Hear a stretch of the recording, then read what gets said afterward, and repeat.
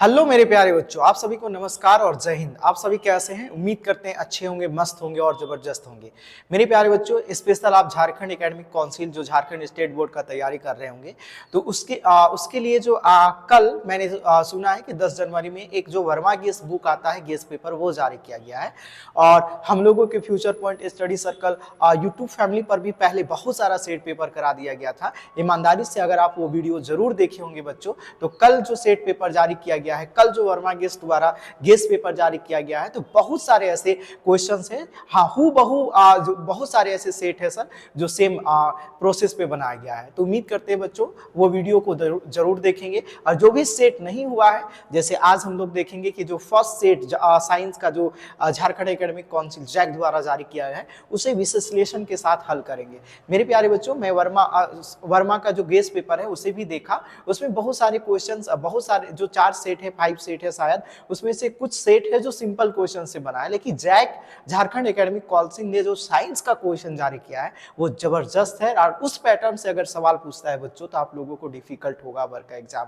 और जैसे guest paper जारी किया गया है, अगर उसमें देखेंगे तो सिंपल सवाल है, कोई बात नहीं, बन जाएगी। लेकिन जो वर्मा गेस में जो वर्मा गेस की अपेक्षा जो जैक एकेडमिक काउंसिल ने जारी किया है, उसको आज हम लोग एक्सप्लेन करेंगे। और उम्मीद करते हैं कि वर्मा गेस में भी जो क्वेश्चंस आपसे नहीं बनेंगे, उसके अलग अलग सेट पेपर बना के आप लोगों को करा दिया जाएगा। तो मेरे प्यारे बच्चों, हर दिन की भांति आज भी वीडियो को हम लोग एक प्यारा सा क्वेट्स आप लोगों को डेडिकेट करते हुए शुरू करेंगे।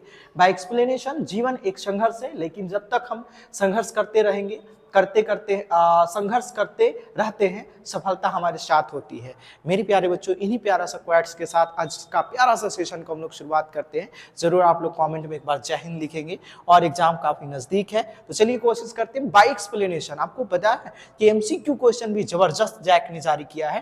पहला क्वेश्चन है, कोशिश करेंगे रटने का नहीं, समझने का। मेरे प्यारे बच्चों, फर्स्ट क्वेश्चन है, जैसे मैं बताया, इसका एक्सप्लेनेशन अगर ऐसे क्वेश्चन पूछे जाएंगे आपके लिए बहुत डिफिकल्ट होने वाले हैं, है ना। एनसीईआरटी से क्वेश्चन जो समझने योग्य क्वेश्चन है वो पूछा है। निम्नलिखित में से वह अभिक्रिया, कौन सी अभिक्रिया कह सकते हैं उष्मा शोषी है। आप समझिए सर कि उष्मा शोषी किसे कहते हैं, है ना। उष्मा शोषी किसे कहते हैं? वह रासायनिक अभिक्रिया जिसमें उष्मा का, है ना मेरे प्यारे बच्चों, उष्मा का क्या होता है? ह्रास होता है। यानी उष्मा क्या होता है सर? घटता है। उष्मा का क्या होता है? मतलब हीट का क्या होता है सर? हीट कम होता है, मतलब ठंडी होती है वस्तु, है ना। तो अब आप दिमाग लगाओ। सबसे पहले मैंने क्या समझा है कि ऑप्शन से कोशिश करेंगे, दो टाइप से बच्चे होते हैं। एक डायरेक्ट सर कि आंसर ये हो सकता है या ये हो सकता है, टिक लगा दिए। नहीं सर, हम लोग पहले ऑप्शन को गलत करना कोशिश करेंगे कि कौन गलत ऑप्शन है, सही तक जाएंगे उसके बाद। पहला, अगर हम लोग मेरे प्यारे बच्चों, आप ईमानदारी से बताएंगे, जब कोयले को जलाएंगे तो ये उष्मा क्षेपी नहीं होगा, बल्कि उष्मा शोषी होगा, इससे हीट उत्पन्न होगा। ये तो सही है कि ये उष्मा शोषी नहीं हो सकता। उष्मा का ह्रास होना, हीट का क्या होना? लोच होना ही वह रासायनिक अभिक्रिया जिसमें उष्मा का क्या होता है? ह्रास होता है, उसे मेरे प्यारे बच्चों कहेंगे उष्मा शोषी अभिक्रिया। उष्मा का शोषण होना, कम होना ना। वनस्पति पदार्थों का खाद में अपघटन, मेरे प्यारे बच्चों ये भी उष्मा शोषी अभिक्रिया का एक उदाहरण है। जितने भी वनस्पति पदार्थ से खादों का अपघटन करा जाता है, खाद में अपघटन करा जाता है, उसे उष्मा शोषी अभिक्रिया कहते हैं। बसन की प्रक्रिया, ये उष्मा क्षेपी अभिक्रिया है। कैल्शियम कार्बोनेट के अपघटन करके त्वरित चूना बनाना, ये भी उष्मा शोषी अभिक्रिया है। इसमें भी आप देखेंगे, जब चूना को उबालेंगे तो वह, जब उसमें जल H2O से जब चूना को हम लोग मेरे प्यारे बच्चों कैल्शियम ऑक्साइड को H2O में डालेंगे, तो इसमें उष्मा उत्पन्न नहीं होगी। इसमें क्या होगा मेरे प्यारे बच्चों? कूलिंग होगा। और क्या बनाएगा? तो कहेंगे सर कैल्शियम त्वरित चूना, कैल्शियम हाइड्रोक्साइड OH2 बनाएगा मेरे प्यारे बच्चों, जो ठंडा रहेगा। क्या होगा? ठंडा। तो आपके ऑप्शंस में, आपके जो बुक के अकॉर्डिंग क्या बनाया मेरे प्यारे बच्चों? ये CO2 बनना, ये कैल्शियम कार्बोनेट का अपघटन को ही आंसर चूज करा है।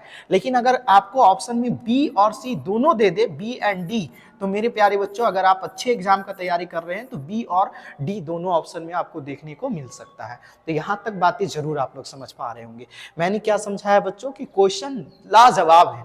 ऐसे सवाल अगर आपसे पूछ दिया जाए जैक द्वारा, तो सर आपसे थोड़ा डिफिकल्ट हो सकता है ना। सिंपल सवाल नहीं है मेरे प्यारे बच्चों। ये 30 क्वेश्चन में कराने वाला हूं जो जैक बोर्ड ने जारी किया है ये सेट पेपर को, ठीक है ना। नेक्स्ट है नमी वाले दिन में हाइड्रोजन क्लोराइड गैस तैयार करने के लिए, यानी शीत वाले दिन में हाइड्रोजन क्लोराइड का गैस तैयार करने के लिए हाइड्रोजन क्लोराइड HCl है ना, HCl गैस तैयार करने के लिए आमतौर पर कैल्शियम क्लोराइड को, है ना, कैल्शियम क्लोराइड युक्त गार्ड ट्यूब का उपयोग किया जाता है। गार्ड ट्यूब, अब मैं समझा रहा हूं कि ये इस प्रकार से एक गार्ड ट्यूब होता है मेरे प्यारे बच्चों, है ना, और इसी से संचालित करा जाता है, ठीक है। और यहाँ पर मान लेते हैं सर कि ये लिक्विड को इस बॉटल में क्या करना है, भरना है सर, है ना।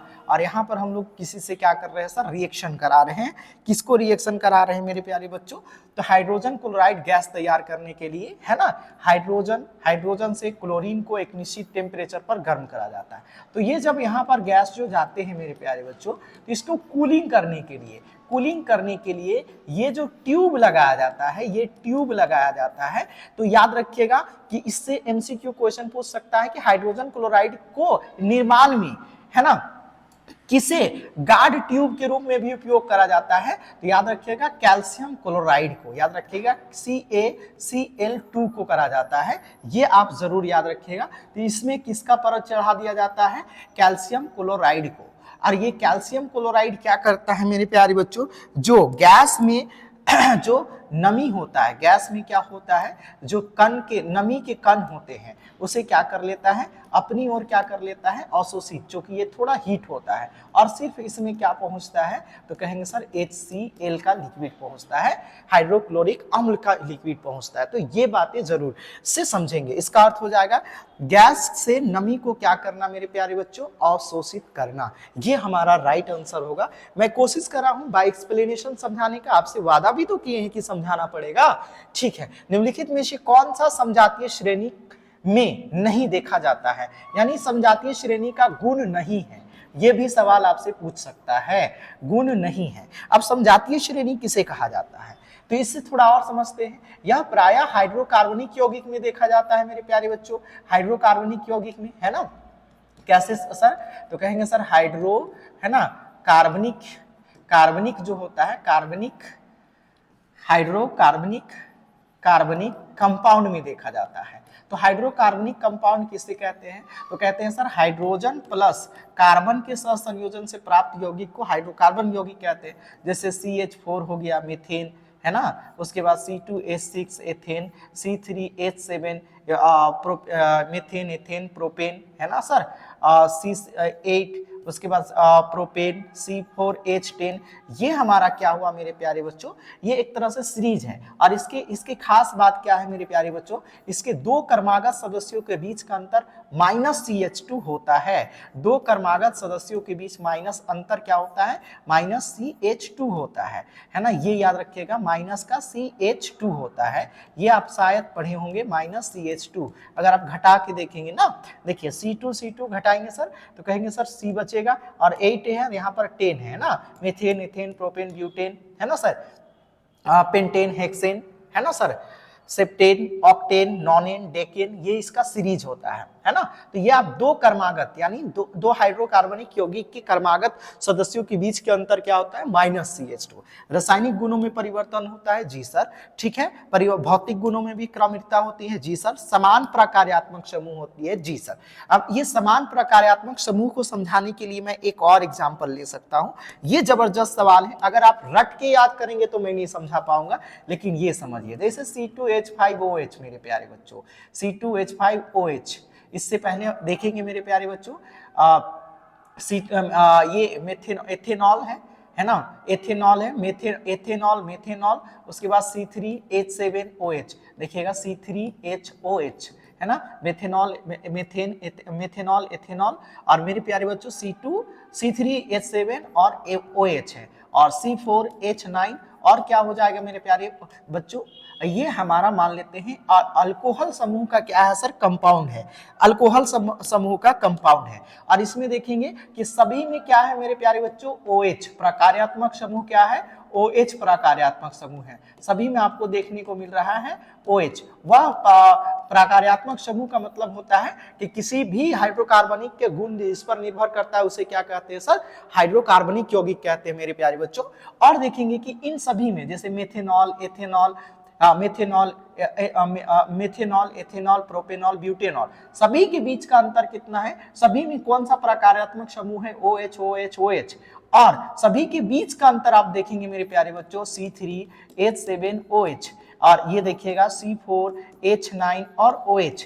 मेरे प्यारे बच्चों अगर आप इसे माइनस करेंगे तो ये तो खत्म हो जाएगा, C में 4 घटाएंगे तो 1 बचेगा, चूंकि ये अगर आप पैसे थोड़ा समझ पा रहे होंगे प्लस माइनस, और H7 में H9 घटाएंगे तो कितना बचेगा? H2। तो सभी क्रमागत सदस्यों के बीच का अंतर आप देखेंगे मेरे प्यारे बच्चों, तो सभी क्रमागत सदस्यों का बीच का अंतर क्या है? माइनस का CH2 है। ये चीजें हो गया। तो हमारे पास कौन सा गुणधर्म नहीं आया? ये नहीं आया ना, यहाँ पर CH2 होता तभी आंसर होता। और 4U से क्या संबंधित है कहेंगे?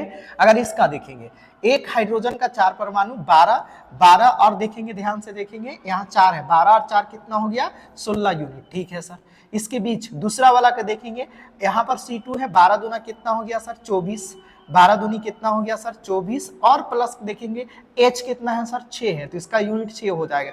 24 और 6 कितना हो गया सर? 30। इसके बीच का अंतर कितना है सर? तो 24 यूनिट। ये तो ठीक ठाक है सर, लेकिन माइनस CH2 का अंतर नहीं होगा, माइनस CH2 का अंतर होना चाहिए। तो हमारे साथ अब इतना समझाने के बाद हमें राइट कमेंट पर हमें राइट ऑप्शन आप लोग कमेंट करके बताएंगे कि what is the right answer of this questions, है ना, what is the right option of this questions, है ना। ये चीज देखेंगे, है ना। जैसे ये एक यूनिट का हुआ ना, तो 12 दूना कितना हुआ? 24, और हाइड्रोजन मेरे प्यारे बच्चों 6 है, तो 6 यूनिट हो गया। तो कहेगा सर 24 और 6 कितना हो गया? 30। इन दोनों के बीच का डिफरेंस बोल रहा है कि दो क्रमागत सदस्यों का बीच का डिफरेंस कितना होना चाहिए?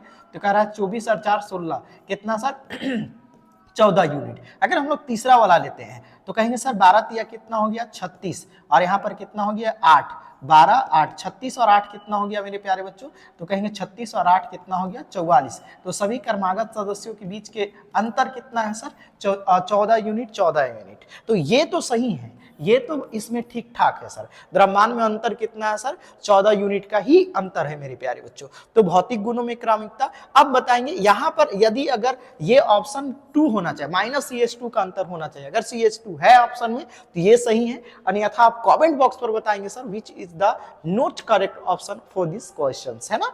आगे नेक्स्ट प्रश्न है मेरे प्यारे बच्चों, निम्नलिखित में से कौन सा द्विविस्थापन अभिक्रिया है? द्विविस्थापन अभिक्रिया में क्या होता है? AB और क्या होता है सर? CD। जब रिएक्शन कराते हैं तो आउटर और इनर रिएक्शन होता है, यानी A और D रिएक्शन होगा और B और C, ऐसे यानी दो कंपाउंड होंगे। तो देखेंगे कि दो अलग अलग कंपाउंड कौन है? ये तो प्रतिस्थापन है, चूंकि एक तत्व और एक यौगिक जब अभिक्रिया करते हैं तो उसमें अधिक अभिक्रियाशील तत्व कम अभिक्रियाशील तत्व को विस्थापित कर देती है। यहाँ कम अभिक्रियाशील तत्व कौन है? कॉपर, और अधिक अभिक्रियाशील कौन है? लेड, यानी Pb। यहाँ पर देखेंगे दो तत्व हैं, sodium sulphate and beryllium chloride. Beryllium chloride एक दूसरे आयन को अदला बदली करके, यही दोनों हैं सर जो रिएक्शन करा रहे हैं। तो ये मेरे प्यारे बच्चों द्विविस्थापन अभिक्रिया हो गया, है ना। और कोई है क्या सर? कहेंगे नहीं सर, केवल क्या है मेरे प्यारे बच्चों? 2 है। ये ऑप्शन के साथ जाएंगे। ये क्या है मेरे प्यारे बच्चों? तो ये कहिएगा सर कि विस्थापन अभिक्रिया नहीं है सर, है ना। इसमें देखेंगे कि ऑक्सीजन का ह्रास ऑक्सीजन के आधार पर बन रहा है ना। तो कहेंगे जी सर 2 तत्व तो बन रहा है लेकिन विस्थापित होके हो रहा है, तो विस्थापन अभिक्रिया है। जल का विद्युत अपघटन, अब देखो इसमें जल H2O का बात हो रहा है। सिंपल आप ऐसे करिएगा, हाइड्रोजन के कितने अणु की बात हो रही है? 2। ऑक्सीजन के कितने अणु की बात हो रही है सर? H2O में। अब देखिए हाइड्रोजन के कितने अणु की बात हो रही है? 2, और ऑक्सीजन की कितने अणु की बात हो रही है? 1। सिंपल सवाल है, मैं समझाने की प्रयास कर रहा हूं, ये चीजें जरूर आप समझ पाए होंगे। नेक्स्ट प्रश्न है, एक जलीय घोल लाल लिटमस पत्र को नीला कर देता है। निम्नलिखित में से किस घोल का अधिक मात्रा में मिलाने से यह परिवर्तन उलट जाएगा? आप अभी तक रट लिए होंगे शायद वर्मा गैस से हाइड्रोक्लोरिक अम्ल, लेकिन ऐसा जानते हैं बच्चों आप यहाँ पर क्यों ये समझने वाली बात है, मैं समझाऊं। बेकिंग पाउडर जो होता है मेरे प्यारे बच्चों NaHCO3 होता है, मैं समझा रहा हूं। चूना जो होता है CaO होता है। अमोनियम हाइड्रोक्साइड, है ना मेरे प्यारे बच्चों, अमोनियम हाइड्रोक्साइड का जो घोल होता है NH3OH होता है। ये देखिएगा ध्यान से, अगर मेरे प्यारे बच्चों, और एक जो होता है HCl, इन सभी की प्रकृति क्या है मेरे प्यारे बच्चों? आप समझेंगे क्षार। मजा आ जाएगा अगर आप ईमानदारी से पढ़ लिए तो, है ना, क्षार है। अब ये क्षार क्षार है, लेकिन केवल एक की प्रकृति क्या है सर, अम्ल है। और आपको पता होना चाहिए अब क्वेश्चन क्या कह रहा है, क्वेश्चन दमदार है, कह रहा है कि जलीय घोल में लाल लिटमस पत्र को नीला करता है। लाल को नीला कौन करता है, तो याद रखिएगा क्षार, यानी वह घोल क्या है सर, तो घोल की प्रकृति आपसे पहले पूछा जाए तो घोल की प्रकृति क्या है सर, क्षार है। और इसका उल्टा बनाना है, क्या बनाना है, इसकी प्रकृति उलट जानी चाहिए। तो क्षार की उल्टा क्या होता है, क्षार का उल्टा आप क्या डालेंगे सर, तो कहिएगा सर अम्ल। अब आपके ऑप्शन पर आइए सर कि इनमें से अगर इन सभी को डालेंगे तो क्षार की मात्रा बढ़ेगी कि नहीं, है ना, इन सभी को डालेंगे तो क्षार की मात्रा क्या हो जाएगी, बढ़ जाएगी। अरे यहाँ पे ऑप्शन बोल रहा है कि निम्नलिखित में से किसका घोल अधिक मात्रा में और डाल दिया जाए उस विलेयर में कि पुनः हुआ उसका मान बदल जाए। तो यहाँ तो पहले चैलेंज था कि क्वेश्चन बोल रहा है कि ये इसकी प्रकृति क्या होगी, क्षार होगी कि लवण होगी। तो इसकी प्रकृति जो पहले वाला जो घोल है, एक घोल जो है मेरे प्यारे बच्चों इस डब्बा में है ना, इस घोल में क्या है, तो मान लेते हैं इस घोल में पहले चैलेंजिंग चीज था। अब दूसरा में हम लोगों को पूछ रहा है कि दूसरा जो घोल है उसमें कौन सा घोल होना चाहिए सर, है ना, तो कहेंगे सर दूसरा में क्या होना चाहिए, हमसे ये पूछ रहा है। तो पहला घोल में चैलेंज दे दिया कि यह लाल को नीला कर देता है, लाल से नीला कर देता है। तो लाल से नीला कर देता है, इसका अर्थ है इसकी प्रकृति क्या है, तो कहेंगे सर इसकी प्रकृति क्या है सर, क्षार है। तो इसकी प्रकृति क्षार है, तो बताइए इसमें आप क्षार को उल्टा करने से क्या बनेगा, तो कहेंगे सर अम्ल, या उदासीन भी करना है। तो अब बताओ कि अम्ल वाला ही तो डालना पड़ेगा ना, तो बताइए सर इसकी प्रकृति अब क्या है, अम्ल है। इसकी प्रकृति जो दूसरा इसमें उड़ेलना है उसकी प्रकृति क्या होनी चाहिए, अम्ल होनी चाहिए। मैं उम्मीद करता हूं इससे अच्छा एक्सप्लेनेशन आपको पूरा यूट्यूब में नहीं मिलेगा, केवल आप ईमानदारी से देखेंगे। अब बताओ इसमें चैलेंजिंग चीज था सर कि क्या आप सही में आपको पता था कि इनमें से which option are the suggest that compound is a base, इनमें से आपको पता था कि कौन सा ऐसा ऑप्शन है जो बेस है और क्षार है, तो 3 क्षार है केवल एक अम्ल है। तो यहां पर जो घोल बनाएगा मेरे प्यारे बच्चों उसमें किस चीज का है, तो कहेंगे सर ये HCl का ही घोल होगा। तो ये लाजवाब SSC लेवल का सवाल हो गया मेरे प्यारे बच्चों। उम्मीद करते हैं यहां तक बातें समझ में आएगा। ऑप्शन आप जरूर कमेंट करके बताएंगे।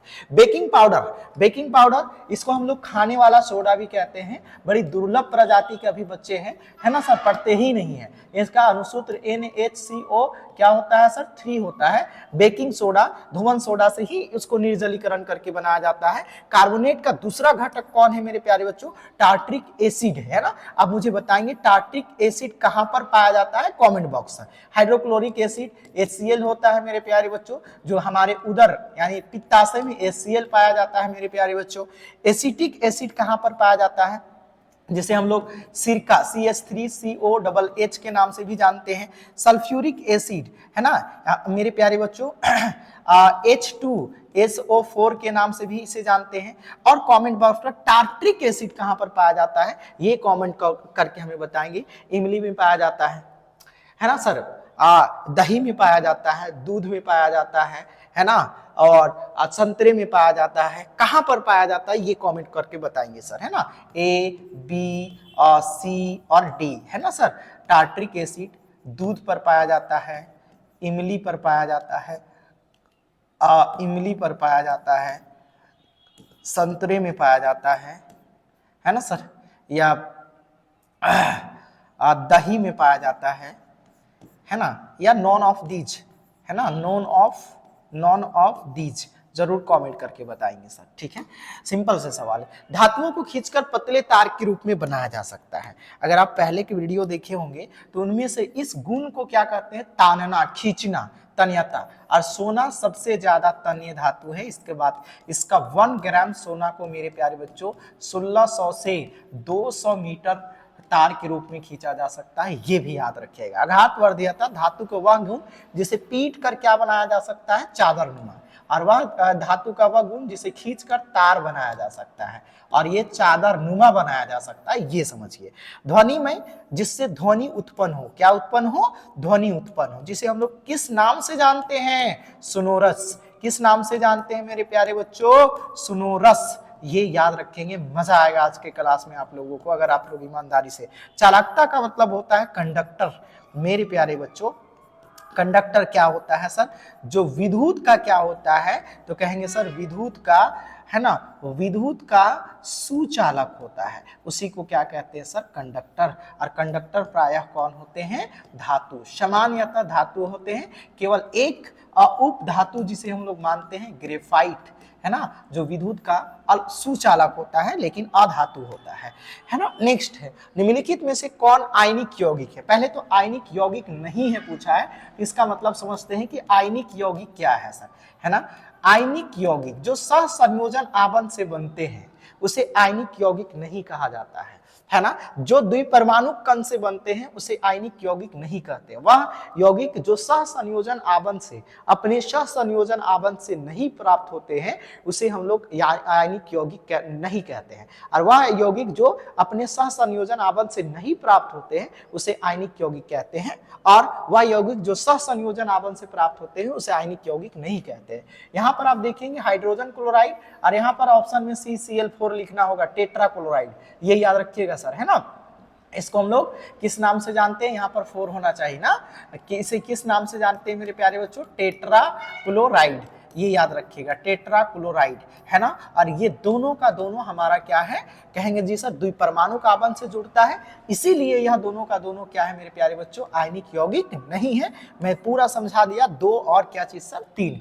नेक्स्ट प्रश्न, निम्नलिखित में से किस यौगिक में OH प्रकार्यात्मक समूह होता है। मेरे प्यारे बच्चों, प्रकार्यात्मक समूह किसे कहते हैं, पहले ये समझते हैं। प्रकार्यात्मक समूह कह सकते हैं सर कि वह समूह जिस पर किसी हाइड्रोकार्बनिक यौगिक का गुण निर्भर करता है कि वह किस प्रकार का हाइड्रोकार्बन यौगिक है, उसी को क्या कहते हैं सर, प्रकार्यात्मक समूह। और यह मुख्यतः कितने प्रकार के होते हैं मेरे प्यारे बच्चों, तो कहेंगे सर एक OH होता है सिंगल, एक OH होता है, एक CO होता है डबल डैश, एक क्या होता है सर, तो कहेंगे सर एक होता है सिंगल डैश CHO होता है, एक क्या होता है मेरे भाई COOH होता है, एक क्या होता है सिंगल डैश Cl होता है, एक क्या होता है सिंगल, है ना, Br। इसे हम लोग किस नाम से जानते हैं मेरे प्यारे बच्चों, अल्कोहल जानते हैं, है ना। ये याद रखिए, जहां पर OH लगा रहे उसे अल्कोहल कहते हैं, जहां पर CO लगा रहे उसे कीटोन कहते हैं, जहां पर CHO लगा रहे, इसके बाद आपको एक्स्ट्रा कोई नॉलेज लेने की जरूरत नहीं होगी। उम्मीद करते हैं इससे सवाल आगे से नहीं पूछा जाएगा सर। एल्डिहाइड कहते हैं, है ना, थोड़ा टेक्निकल प्रॉब्लम चल रहा है सर। इसे क्या कहते हैं, एल्डिहाइड कहते हैं बच्चों। जहां इसे हम लोग क्या कहते हैं, कार्बोक्सिलिक कहते हैं। इसे क्या कहते हैं मेरे प्यारे बच्चों, कार्बोक्सिलिक कहते हैं। और इसे क्या कहते हैं सर, क्लोरो कहते हैं। जहां पर ये Cl लगा रहे उसे क्लोरो कहते हैं, जहां पर Br लगा रहे उसे हम लोग कहते हैं ब्रोमो, उसे हम लोग क्या कहते हैं सर, ब्रोमो कहते हैं। हाँ, इसे पढ़ने का एक तरीका भी है मेरे प्यारे बच्चों, इसे नॉल, इसमें लास्ट में क्या पढ़ाता है, ये जहां पर लगा रहेगा इसमें क्या लग जाता है, नॉल। और इस कीटोन रहेगा मेरे प्यारे बच्चों तो उसे हम लोग नोन से पढ़ते हैं, ठीक है। और एल्डिहाइड रहेगा मेरे प्यारे बच्चों तो नैल हो जाता है लास्ट में। और अगर कार्बोक्सिलिक होता है तो नॉन होता है, इस बात को याद रखिएगा। और क्लोरो है तो क्लोरो ही पढ़ाता है, और ब्रोमो है तो ब्रोमो ही पढ़ाता है। ये प्रकार्यात्मक समूह 6 प्रकार का है। अब हमें कमेंट बॉक्स पर बताएंगे सर कि किस में, है ना, OH लगा होगा सर, तो उसके लास्ट में क्या होगा सर, अल्कोहल समूह का होगा, और लास्ट में क्या होगा सर, है ना, OL। और इसको क्या पढ़ते हैं, नॉल, चंद्र बिंदु नॉल, है ना। और जहां पर CO कीटोन रहे उसे हम लोग नोन पढ़ते हैं। ये भी याद रखिएगा ना। जैसे अगर हम लोग मीथेन से एक अल्कोहल बनाते हैं, है ना, तो क्या बनेगा सर, मेथेनॉल। क्या पढ़ेंगे इसे, मेथेनॉल पढ़ेंगे, है ना, मेथेनॉल CH3COH। अब इतना समझाने के बाद ऑप्शन उम्मीद करते हैं आप जरूर जवाब देंगे, ठीक है। Which is the right answer. अगर आपको नहीं समझ में आ रहा है, मैं बता रहा हूं, ब्यूटेनॉल होगा, ठीक है। नेक्स्ट यौगिक CH3CH2, इसको आप ऐसे लिख सकते हैं, कितने, 1 2 C2 और क्या चीज सर, H2 और 3, कितना हो गया सर, 5, और फिर CHO, है ना। ये क्या है मेरे प्यारे बच्चों, तो सबसे पहले तो ये एल्डिहाइड समूह का है, कहेंगे जी सर एल्डिहाइड है, तो एल्डिहाइड समूह है। इसके अंत में क्या लगेगा सर, नैल लगेगा। क्या लगेगा, नैल। कहां पर है मेरे प्यारे बच्चों, इथेनॉल है, एथेनॉल है, प्रोपेनोन है, प्रोपेनैल है। यहाँ पर क्या होना चाहिए, प्रोपेनैल। तो आपके आंसर क्या हो जाएगा, C2H5, है ना, एथेन, मेथेन, है ना। जैसे देखेंगे sir CH3, CH3 CHO ethanol, C2H5 है ना CHO होता है, ठीक है, C3H7 है ना। अब हमारे पास क्या है सर, तो कहेंगे सर एथेन है, प्रोपेनोन है सर, मेथेनॉल, एथेनॉल है ना। ध्यान से देखेंगे, एथेनॉल तो नहीं होगा मेरे प्यारे बच्चों, ठीक है, CH3 CHO, C2H5 CHO, तो हमसे C2H एथेनॉल, मेथेनॉल होना चाहिए था, है ना, मेथेनॉल है ना। अगर प्रोपेनैल होना चाहिए तो नैल यहाँ पर आप इसे लिख लेंगे, या तो मेथेनैल, एथेनैल है, एथेनॉल नहीं होना चाहिए, एथेनैल होना चाहिए, इस बात को याद रखिएगा ना, इथेनैल होना चाहिए। ऑप्शन नंबर क्या हो जाएगा, डी। ये ऐसे भी लिख सकता है, एथेनैल लिख सकता है, ये याद रखिएगा ना, थोड़ा सा मिसप्रिंट है। तो बातें समझ पाए होंगे कि किसकी बात हो रही है। इसके सीरीज ऐसे चलता है, CH2 CHO, मेथेनैल, एथेनैल, उसके बाद प्रोपेनैल, CH3 C2H5 C3H7 CHO चलता है, और C4H9 CHO चलता है। तो ये एथेनैल से शुरू हुआ, एथेन से उत्पन्न हुआ, तो क्या हो गया, एथेनैल है ना मेरे प्यारे बच्चों, एथेनैल। उसके सॉरी मेथेनैल, फर्स्ट में क्या आएगा, मेथेनैल आएगा। उसके बाद क्या आएगा मेरे प्यारे बच्चों, मेथेनैल। उसके बाद दूसरा में एथेन से उत्पन्न होगा, तो क्या लिखिएगा, एथेनैल है ना, एथेनैल। उसके बाद प्रोपेन से एथेन, मेथेन, एथेन, प्रोपे, तो फिर क्या होगा, प्रोपेनैल, ये याद रखिएगा। चौथा में ब्यूटेन से उत्पन्न होगा, तो क्या लिखिएगा सर, ब्यूटेनैल। इस तरह से 10 तक जाएगा, डेकेनैल तक। तो हमसे ऑप्शन इसका पूछा था। नेक्स्ट है, आहार नली के किस भाग में भोजन का अंतिम पाचन होता है, आपको पता होना चाहिए। अगर आप थोड़ा भी अच्छे स्टूडेंट हैं तो जरूर इस बात को थोड़ा सा चर्चा किए होंगे मेरे प्यारे बच्चों। अगर ये नासा गुहा है ना, और अगर ये भोजन अगर यहाँ से हमारा कहाँ पहुँचता है, तो कहेंगे सर ये हमारा क्या में पहुँचता है, अमाशय में, है ना। और यहाँ पर क्या होता है, कहेंगे जी सर एक हमारा यकृत होता है। ये चीज़ें ध्यान से देखेंगे, ये क्या होता है, अमाशय, और यहीं पर निकलता है एक छोटा सा ग्रंथि जिसे पित्ताशय कहते हैं, यकृत से ही निकलता है।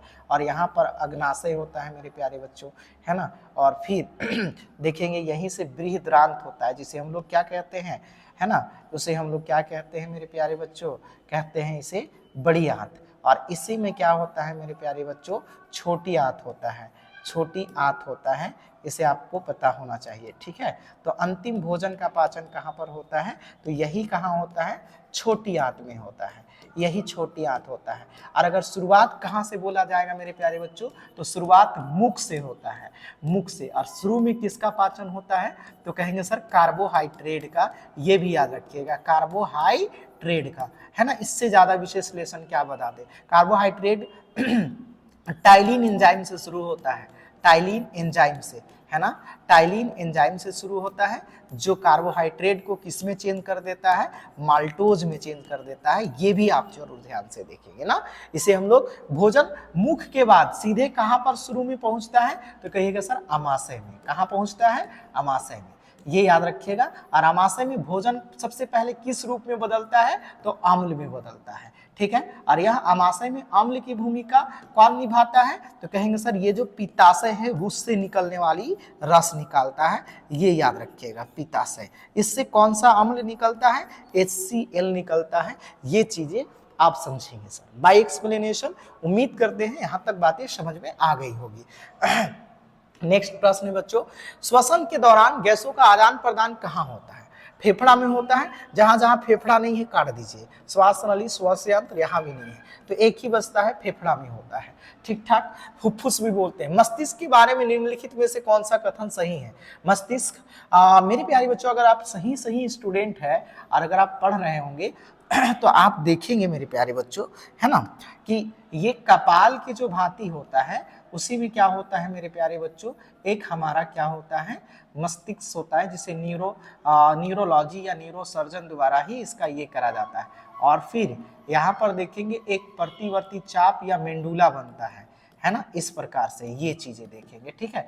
यहाँ से इस भाग को अग्रभाग कहा जाता है, इसको मेंडुला कहा जाता है ना। ये चीजें ध्यान से देखेंगे। अगर आप अच्छे स्टूडेंट हैं, इसको समझ पा रहे होंगे कि मैं क्या समझा रहा हूँ, तो इस मेंडुला में तो आपको पता है कि प्रत्यावर्ती क्रिया होती है ना, और ये अग्रभाग, मध्य भाग और पश्च भाग होता है।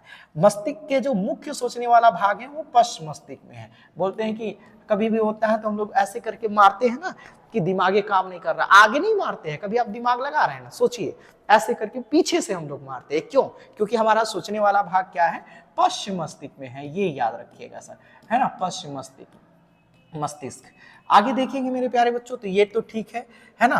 कहेंगे सर श्रवण, ग्रहण, स्मृति, दृष्टि आदि के केंद्र अग्र मस्तिष्क को कहते हैं। जी सर, आगे से है ना, इसे हम लोग अग्र मस्तिष्क कहते हैं, अग्र मस्तिष्क कहते हैं, ये भी याद रखिएगा सर, अर्घ मस्तिष्क कहते हैं, ये भी ठीक ठाक है।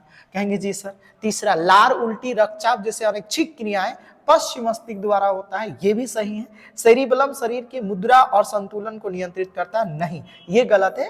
ये सबको, पूरा शरीर को संतुलित कौन करता है सर, तो ये याद रखिएगा हमारा मस्तिष्क। ये चीजें याद रखेंगे। तो 1, 2, 3 ऑप्शन नंबर हमारा क्या है, सही है, और चौथा क्या है, गलत है। मैंने वादा किया ना, मजा आ जाएगा आपको। ठीक है सर, बने रहेंगे क्लास में। बेमेल जोड़ी, यानी कह सकते हैं सर कि कौन इसमें जोड़ी नहीं है, मतलब सही परफेक्ट जोड़ी नहीं है। एड्राइन, मेरे प्यारे बच्चों यहाँ पे क्या बोल रहे हैं, एड्राइलाइन या एड्रिलिन, ये देखिएगा, ये एड्रिलिन जो हार्मोन है मेरे प्यारे बच्चों, वह अग्नाशय से उत्पन्न होता है, ये याद रखिएगा। अग्नाशय, अग्न्याशय है ना, अग्न्याशय से उत्पन्न होता है। और इंसुलिन हार्मोन भी सेम इसी के अग्नाशय से ही उत्पन्न होता है। और ये किसके लिए मेरे प्यारे बच्चों, हृदय की गति के लिए, हृदय, ये याद रखिएगा, हृदय के गति के लिए बहुत ज्यादा उत्तरदायी है। इसे इमरजेंसी हार्मोन भी कहा जाता है मेरे प्यारे बच्चों, ये याद रखिएगा। इसे क्या बोला जाता है सर, इमरजेंसी हार्मोन भी बोला जाता है ना, आपातकालीन हार्मोन के नाम से जाना जाता है, जो एड्रीनल ग्रंथि से ही उत्पन्न होता है। किस ग्रंथि से, एड्रीनल ग्रंथि से। तो हमारा आंसर तो यहीं पे प्राप्त हो गया सर, है ना, जो जस्ट हृदय के बगल में होता है। टेस्टोस्टेरोन, हाँ विरेचन, एस्ट्रोजन महिलाओं में उत्पन्न होने वाला अंडाशय से होता है। थायरोक्सिन, थायराइड जो गले में होता है ना, और यही थायराइड से आयोडीन, यही थायराइड ग्रंथि से जो यह गले में उपस्थित होता है, और इसी से आयोडीन के तत्वों का, आयोडीन है ना मेरे प्यारे बच्चों, आयोडीन की कमी को पूरा करा जाता है, जिससे है ना सर गाइटर रोग नहीं होता है। गाइटर, ये याद रखिएगा ना, जिसे घेंघा रोग कहते हैं। ठीक ठाक, यहां तक बातें समझ में आ गई। आंसर हमारा ये हो जाएगा, ऑप्शन नंबर ए। एक फूल में नर और मादा, नर होगा तो पुंकेसर होगा, है ना, और मादा होगा तो अंडाशय। ठीक है, मादा का कौन सा भाग होना चाहिए, अंडाशय, और नर का प्राकोष। ठीक ठाक, कहेंगे जी सर प्राकोष पुरुष का है, और अंडाशय क्या, किसका है सर, महिलाओं का। ठीक है, ये याद रखिएगा। पुंकेसर, प्राकोष दोनों पुरुष भाग हो जाता है। अमीबा, स्पाइरोगायरा और ईस्ट, ये सभी के सभी क्या है सर, कहेंगे सर एक कोशिकीय जीव है। और ये एक कोशिकीय जीव में क्या होता है सर, प्रोकैरियोटिक होते हैं, प्रोकैरियोटिक होते हैं। प्रोकैरियोटिक में अभाव किसका होता है मेरे प्यारे बच्चों, स्पष्ट केंद्रक का, साइटोप्लाज्मा का, जो हमेशा अलैंगिक रूप से क्या करते हैं सर, प्रजनन करते हैं, द्विखंडन, मुकुलन इत्यादि द्वारा। ठीक है, अब मुझे कमेंट बॉक्स पर बताएंगे अमीबा में द्विखंडन होता है, ईस्ट में मुकुलन होता है, स्पाइरोगायरा में किस विधि द्वारा अलैंगिक जनन होता है, जरूर कमेंट बॉक्स पर बताएंगे। नीचे दी गई सूची में उस लक्षण का चयन करें जिसे अर्जित किया जा सकता है लेकिन विरासत में नहीं मिलता है। अर्जित करने का मतलब होता है मेरे प्यारे बच्चों, अनुवांशिक होना चाहिए, ऐसा गुण जिसे वो अनुवांशिक हो। और अनुवांशिक गुण किसके द्वारा प्रवाहित होती है, जीनों के द्वारा। किसके द्वारा, जीनों के द्वारा एक पीढ़ी से दूसरे पीढ़ी तक क्या होता है, पहुंचता है। उसमें याद रखिएगा आंख का रंग, यानी हम लोग कह सकते हैं आइरिस का रंग, ये मेरे प्यारे बच्चों वंशानुगत होता है। त्वचा का रंग जो मेलानिन, याद रखिएगा मेलानिन जो वंशानुगत होता है। शरीर का आकार, बालों की प्रकृति, ये भी वंशानुगत होता है। अब देखेंगे कि जैसे आप इधर जाएंगे, समझिए भारत में प्रायः बालों की जो देख रहे हैं प्रकृति क्या है सर, सरल है। लेकिन अब चले जाएंगे सर कहां पर, साउथ अफ्रीकन में, तो देखेंगे उस कंटेंट में अधिकतर लोगों का बाल क्या है सर, मेलानिन पूरा ब्लैक है, चमड़ी क्या है सर, पूरा काला है, बाल भी क्या है सर, घुंघराला है। तो दिस इज द कल्चर, है ना, कह सकते हैं कि यह एक ऐसी गुण है मेरे प्यारे बच्चों, ऐसी प्रॉपर्टीज है that will be the exchange by the है ना। कह सकते हैं पीढ़ी दर पीढ़ी यह क्या होता है, एक्सचेंज होता है। तो बातें यहां तक समझ में आई। शरीर के आकार कम बेसी हो सकता है माता पिता के अपेक्षा, ये चीजें तो आपको बेशक सभी चीजों को समझना पड़ेगा मेरे प्यारे बच्चों, तभी तो मजा आएगा ना। आप ऐसे सोचेंगे सर हाँ तो बुक तो आया सर रट लेंगे एग्जाम में चले जाएंगे, नहीं, फिर आगे आपके पास एसएससी है ना सर, जो सबका है ना सर, सबका पिताजी है सर, उस एग्जाम में बैठिए फिर मजा आएगा। प्राकृतिक चयन द्वारा प्रजातियों के विकास का सिद्धांत किसने दिया था? इसका पूरा नाम था मेरे प्यारे बच्चों चार्ल्स है ना, चार्ल्स डार्विन है ना मेरे प्यारे बच्चों। और हम अप्रोक्सीमेटली ये 1859 सही मुझे याद हो रहा है, तो इसी आसपास ये इस सिद्धांत को दिया था डार्विन चचा ने। मेंडल ने प्राकृतिक चयन इसने अनुवांशिक गुणों का अध्ययन किया था, अनुवांशिक गुणों का, है ना, अनुवांशिक गुणों का अध्ययन किया था। अनुवांशिक का पिताजी भी कहा जाता है इसे, है ना, अनुवांशिक का पिता ग्रेगर जॉन मेंडल को कहा जाता है। मटर के दाने को चुना। लैकमार्क भी मेरे प्यारे बच्चों एक बहुत बड़ा बायोलॉजिकल साइंटिस्ट थे, ये भी याद रखेंगे, जिसने आपको जीव विविधता यानी प्रोकैरियोटिक कैरियोटिक जो 5 टाइप बायोलॉजी में जो जंतुओं को बांटा है, लैमार्क ने बांटा है। निम्नलिखित में से कौन सा कथन सत्य है? एक उत्तल लेंस में 4 डायोप्टर शक्ति होती है जिसकी फोकस दूरी 0.25 मीटर है। अब यहाँ पर प्लस है तो ठीक है, ये ऑप्शन हो सकता है। एक उत्तल लेंस है तो उसका माइनस में डायोप्टर नहीं होगा, क्योंकि उत्तल लेंस का फोकस दूरी हमेशा पॉजिटिव होता है। तो अगर पॉजिटिव होता है तो उत्तल लेंस का फोकस दूरी अगर मान लो पॉजिटिव होता है तो उसका शक्ति भी पॉजिटिव होगा, तो ये आंसर गलत हो जाएगा। एक अवतल लेंस का प्लस में दिया हुआ है, कुछ नहीं है तो प्लस है, तो अवतल लेंस का जो फोकस डिस्टेंस का जो शक्ति होता है वो भी क्या में होता है, नेगेटिव में होता है, क्योंकि अवतल लेंस का फोकस दूरी ही क्या होती है, नेगेटिव होता है। अगर यदि आप अच्छे से एनसीईआरटी बुक पहले पढ़े होंगे तब समझ में आ रही। एक अवतल लेंस फिर से +5। बच्चों कोई हार्ड क्वेश्चन नहीं है, बस अब तार्किक रूप से समझना है, फिर मजा आएगा सर, ठीक है। नेक्स्ट है निम्नलिखित में से किसमें अनंत पर रखी वस्तुओं की प्रतिबिंब? आपको पता है, कमेंट पर बताएंगे सर, आप आंसर अभी तक रट लिए होंगे। केवल अवतल लेंस, अवतल दर्पण पर, लेकिन क्यों? इसके पीछे कारण होता है, हमें ऑप्शन पर बताएंगे सर। वस्तु को कहाँ रखना पड़ता है सर? अनंत पर, है ना, लेकिन प्रतिबिंब की स्थिति कहाँ होता है ये बताइए सर। अगर किसी वस्तु को प्रतिबिंब की स्थिति कहाँ रखा जाए, है ना, सॉरी बिंब कहाँ पर वस्तु को रखा जाए, तभी आप तो बताएं सर कि बिंब अगर अनंत में रखते हैं तो फिर प्रतिबिंब कहां पर बनेगा? जो 0 के आकार का होगा। प्रतिबिंब की स्थिति हमें कमेंट बॉक्स पर बताएंगे सर, उम्मीद करते हैं जरूर आप लोग कमेंट बॉक्स पर हमें प्रतिबिंब की स्थिति, है ना सर, है ना, स्टेटस ऑफ ऑब्जेक्ट जरूर बताएंगे सर। ए F पर बनता है, B C पर बनता है, C के परे बनता है ना, और D जो बिंदु का आकार का प्रतिबिंब बनता है वो F एंड P के बीच बनता है, ये बताइएगा सर, है ना, प्रतिबिंब की स्थिति क्या होगा, ठीक है, कमेंट पर। हम उम्मीद करते हैं आप देखेंगे एक बार जरूर इस वीडियो को। एक व्यक्ति 2 मीटर, गिटर देखो यहाँ पर भी मिसप्रिंट है, +2 मीटर से अधिक दूरी पर नहीं देख पाता है। एक व्यक्ति है मेरे प्यारे बच्चों, है ना, ध्यान से देखिएगा, है ना, एक व्यक्ति है मेरे प्यारे बच्चों, है ना, जो मान लेते हैं कि इसके जो आइज क्षमता है देखने का, ठीक है मेरे प्यारे बच्चों, इसके जो देखने का क्षमता है मेरे प्यारे बच्चों, है ना, मान लेते हैं कि ये जो आदमी है 2 मीटर से अधिक नहीं देख पा रहा है, मतलब सामने के वस्तु को स्पष्ट रूप से देख पा रहा है परंतु दूर को नहीं देख पा रहा है। तो पहले तो आपको चयनित करना है कि जो हम लोग का चच्चा है वो किस बीमारी से ग्रसित है। तो कहेंगे सर दूर के देख नहीं पा रहा, नजदीक को देख पा रहा है, तो इसका मतलब है कि इसे किस दृष्टि का दोष है सर? तो कहेंगे सर निकट दृष्टि दोष है। कैसा? दूर के वस्तु को स्पष्ट रूप से नहीं देख पाना और सामने की वस्तु को देख पाना, ये किस प्रकार का दोष है मेरे प्यारे बच्चों? तो कहेंगे सर ये निकट दृष्टि दोष है सर, निकट दृष्टि दोष है सर। अब सीधी सी बात है, अगर आप ये चीजें समझ में आ गया तो निकट दृष्टि दोष को किसके द्वारा संशोधित किया जाता है? कहेंगे आंसर तक ऐसे पहुंचेंगे बच्चों, रट्टा नहीं मारना है, अवतल लेंस कारण के साथ।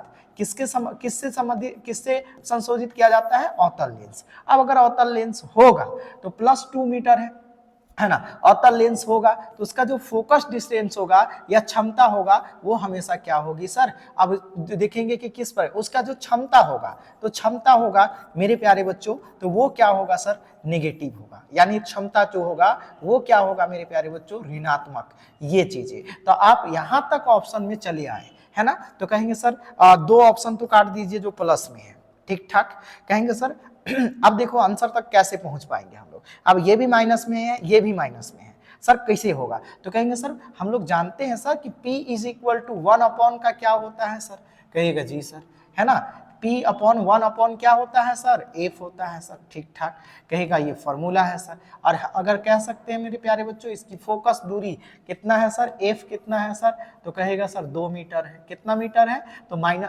अवतल लेंस है तो -2 मीटर हो जाएगा, तो कहेगा जी सर फोकस दूरी कितना है सर, -2 मीटर हो गया सर, कहेंगे जी सर हमसे क्या पूछा है, कहिएगा जी सर हमारा फोकस दूरी ये हो गया, F हो गया, P पूछा है इज इक्वल टू 8 कितना क्षमता का होगा, तो कहेगा सर 1/-2, और जब इसे भाग देंगे मेरे प्यारे बच्चों समझो 1/-2 और जब इसे भाग देंगे तो हमें कितना प्राप्त हो जाएगा 1/-2, 1/-2 जब इसे भाग देंगे तो 0 पॉइंट कितना आएगा 5 डायप्टर होगा, जो हमारा आंसर पी है सर। तो उम्मीद करते हैं एक एमसीक्यू क्वेश्चन समझाने के लिए इतने सारे बखाड़ा करने की क्या जरूरत था, आप लोग रख लेते, कौन सा बड़ी बात था, लेकिन मजा आएगा मेरे प्यारे बच्चों जब आप ऐसे समझेंगे, तार्किक रूप से सवाल को समझेंगे। प्रकाश के निम्नलिखित में से कौन सी घटनाएं इंद्रधनुष के लिए इंद्रधनुष कैसे बनता है, पहले समझिए कि ये आकाश है, ये क्या है, आकाश है मेरे प्यारे बच्चों, और मान लेते हैं कि यहाँ पर बारिश हो जाती है, बारिश होने के पश्चात क्या होता है, छोटी छोटी जो बूंदे होती है वो बादल में क्या होते हैं, रह जाते हैं। अब समझते हैं, ठीक है, इधर से हम लोगों का सूर्य देवता जी क्या होते हैं, है ना, प्रकाश को क्या करते हैं मेरे प्यारे बच्चों, जो सूर्य देवता जी होते हैं वो प्रकाश को ऐसे करके बिखराने की प्रयास करते हैं, है ना, ये चीजें सर, ठीक है। ये अब देखेंगे खुली दिन होनी जानी चाहिए बरसात के बाद, और ये प्रकाश की किरणें यहाँ पर आते हैं, प्रकाश में आपको पता होना चाहिए वाइड ग्योर, है ना, 7 रंगों की कॉम्बिनेशन होती है, इनमें जब प्रकाश की किरणें जब पड़ती है तो इसमें देखेंगे कि ये अलग अलग, है ना मेरे प्यारे बच्चों, अलग अलग रंगों में क्या होते हैं, बढ़ जाते हैं, अलग अलग रंगों में क्या होते हैं, यह बढ़ जाता है, ठीक ठाक।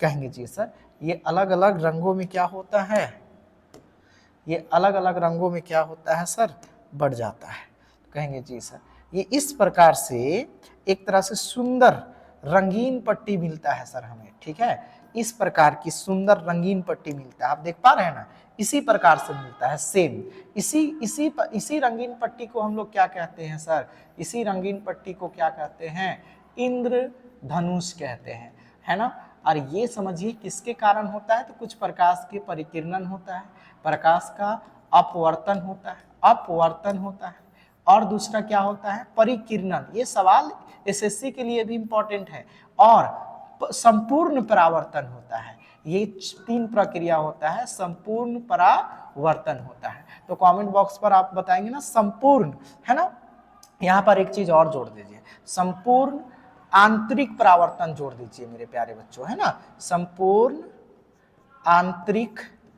आंतरिक परावर्तन जोड़ दीजिए, ये चीजें जोड़ दीजिए, ठीक है। नेक्स्ट प्रश्न है ना 1.55, ये मजेदार चीज है, अब इसे समझते हैं कि यहाँ पर R1 कितना है सर, 1/5 है, 5 प्रतिरोध है, R5 भी 1/5 है, R2 भी 1/5 है, R3 R4 भी 1/5 है, एंड R5 भी 1 क्या है सर 5 है। समझते हैं, ये क्वेश्चन समझने जैसा है, जरूर आप बने रहेंगे। 1 कितना सर 5, फिर बाद में तो देखा जाएगा सर, जो क्वेश्चन होगा उससे हम बोलेंगे, इसे आप पढ़ लीजिए, कोई दिक्कत नहीं है।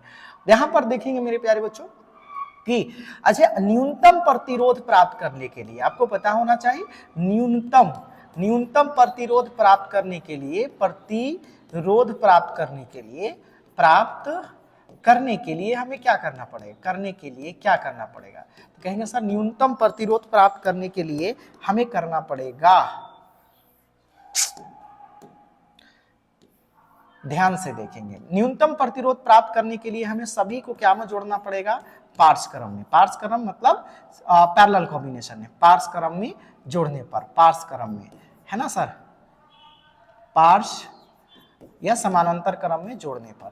तो समानांतर क्रम में जोड़ने पर आपको क्या प्राप्त होगा सर, 1 अपॉन क्या चीज सर, तो कहिएगा सर 1 अपॉन आरपी प्राप्त होगा, 1 अपॉन आरपी। तो 1 अपॉन आरपी जब होगा मेरे प्यारे बच्चों, रटने से नहीं समझ में आएगा, बराबर 1 upon R1, 1 upon R2, 1 upon R3, 1 upon R4 और 1 अपॉन कितना है सर, R5। ये बातें समझेंगे। ये सबसे इंटरेस्टेड जैक द्वारा जारी किया गया बहुत प्यारा सा क्या है सर, सीखने योग्य सेट पेपर जारी किया गया है। तो जरूर आप इसे समझने की प्रयास करेंगे, ठीक है।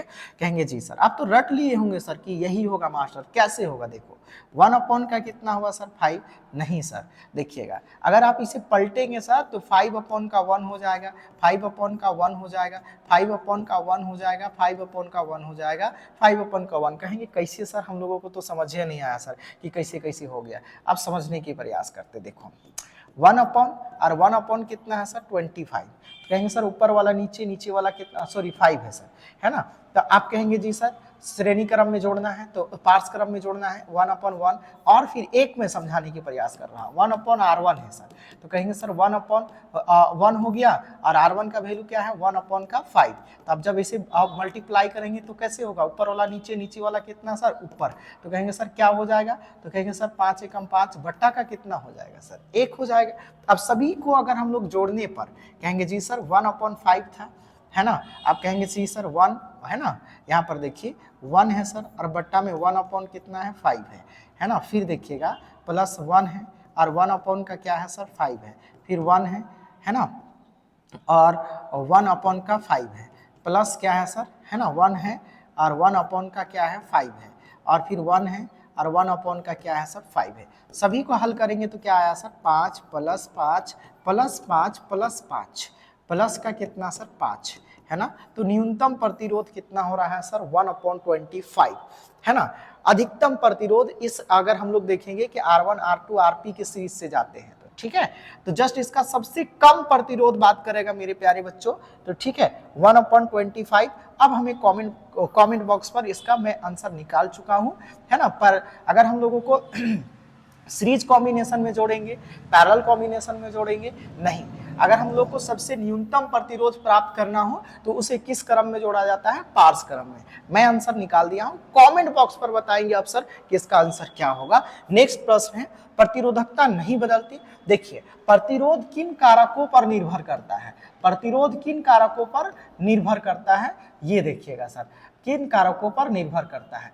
तो देखेंगे का निर्भर करता है, कारक पर निर्भर करता है ना। तो कारक 3 है सर, एक तो है सर, है ना सर, जो चालक है ना, चालक यानी कह सकते हैं तार, तार के किस पर लंबाई पर, ये याद रखिएगा, तार के लंबाई पर। दूसरा तार के यानी चालक की तार के किस सर, तार की प्रकृति पर, तार की किस पर, प्रकृति पर कि वह किस प्रकार की है। और सी है ना मेरे प्यारे बच्चों, चालक या तार लिख सकते हैं, जो भी लिखना चाहे आप लिख सकते हैं। चालक, चालक के एक होता है अनुप्रस्थ, अनुप्रस्थ काट के क्षेत्रफल पर। अब इनमें से आपको क्या दिया गया है, पदार्थ और तापमान दोनों बदल दिए, प्रतिरोध के मान, प्रतिरोध के आकार बदल देंगे तो कुछ भी नहीं होगा, तापमान बदल देंगे तो भी नहीं बदल सकता है, पदार्थ बदल दिया जाए तो भी बदल सकता है। केवल प्रतिरोध के आकार बड़ा या छोटा करे उस पर निर्भर नहीं करता है कि उसका प्रतिरोध बदलेगा या नहीं बदलेगा, ठीक है। पूरा कारण के साथ समझा रहा हूं, गलत कथन को सही करें।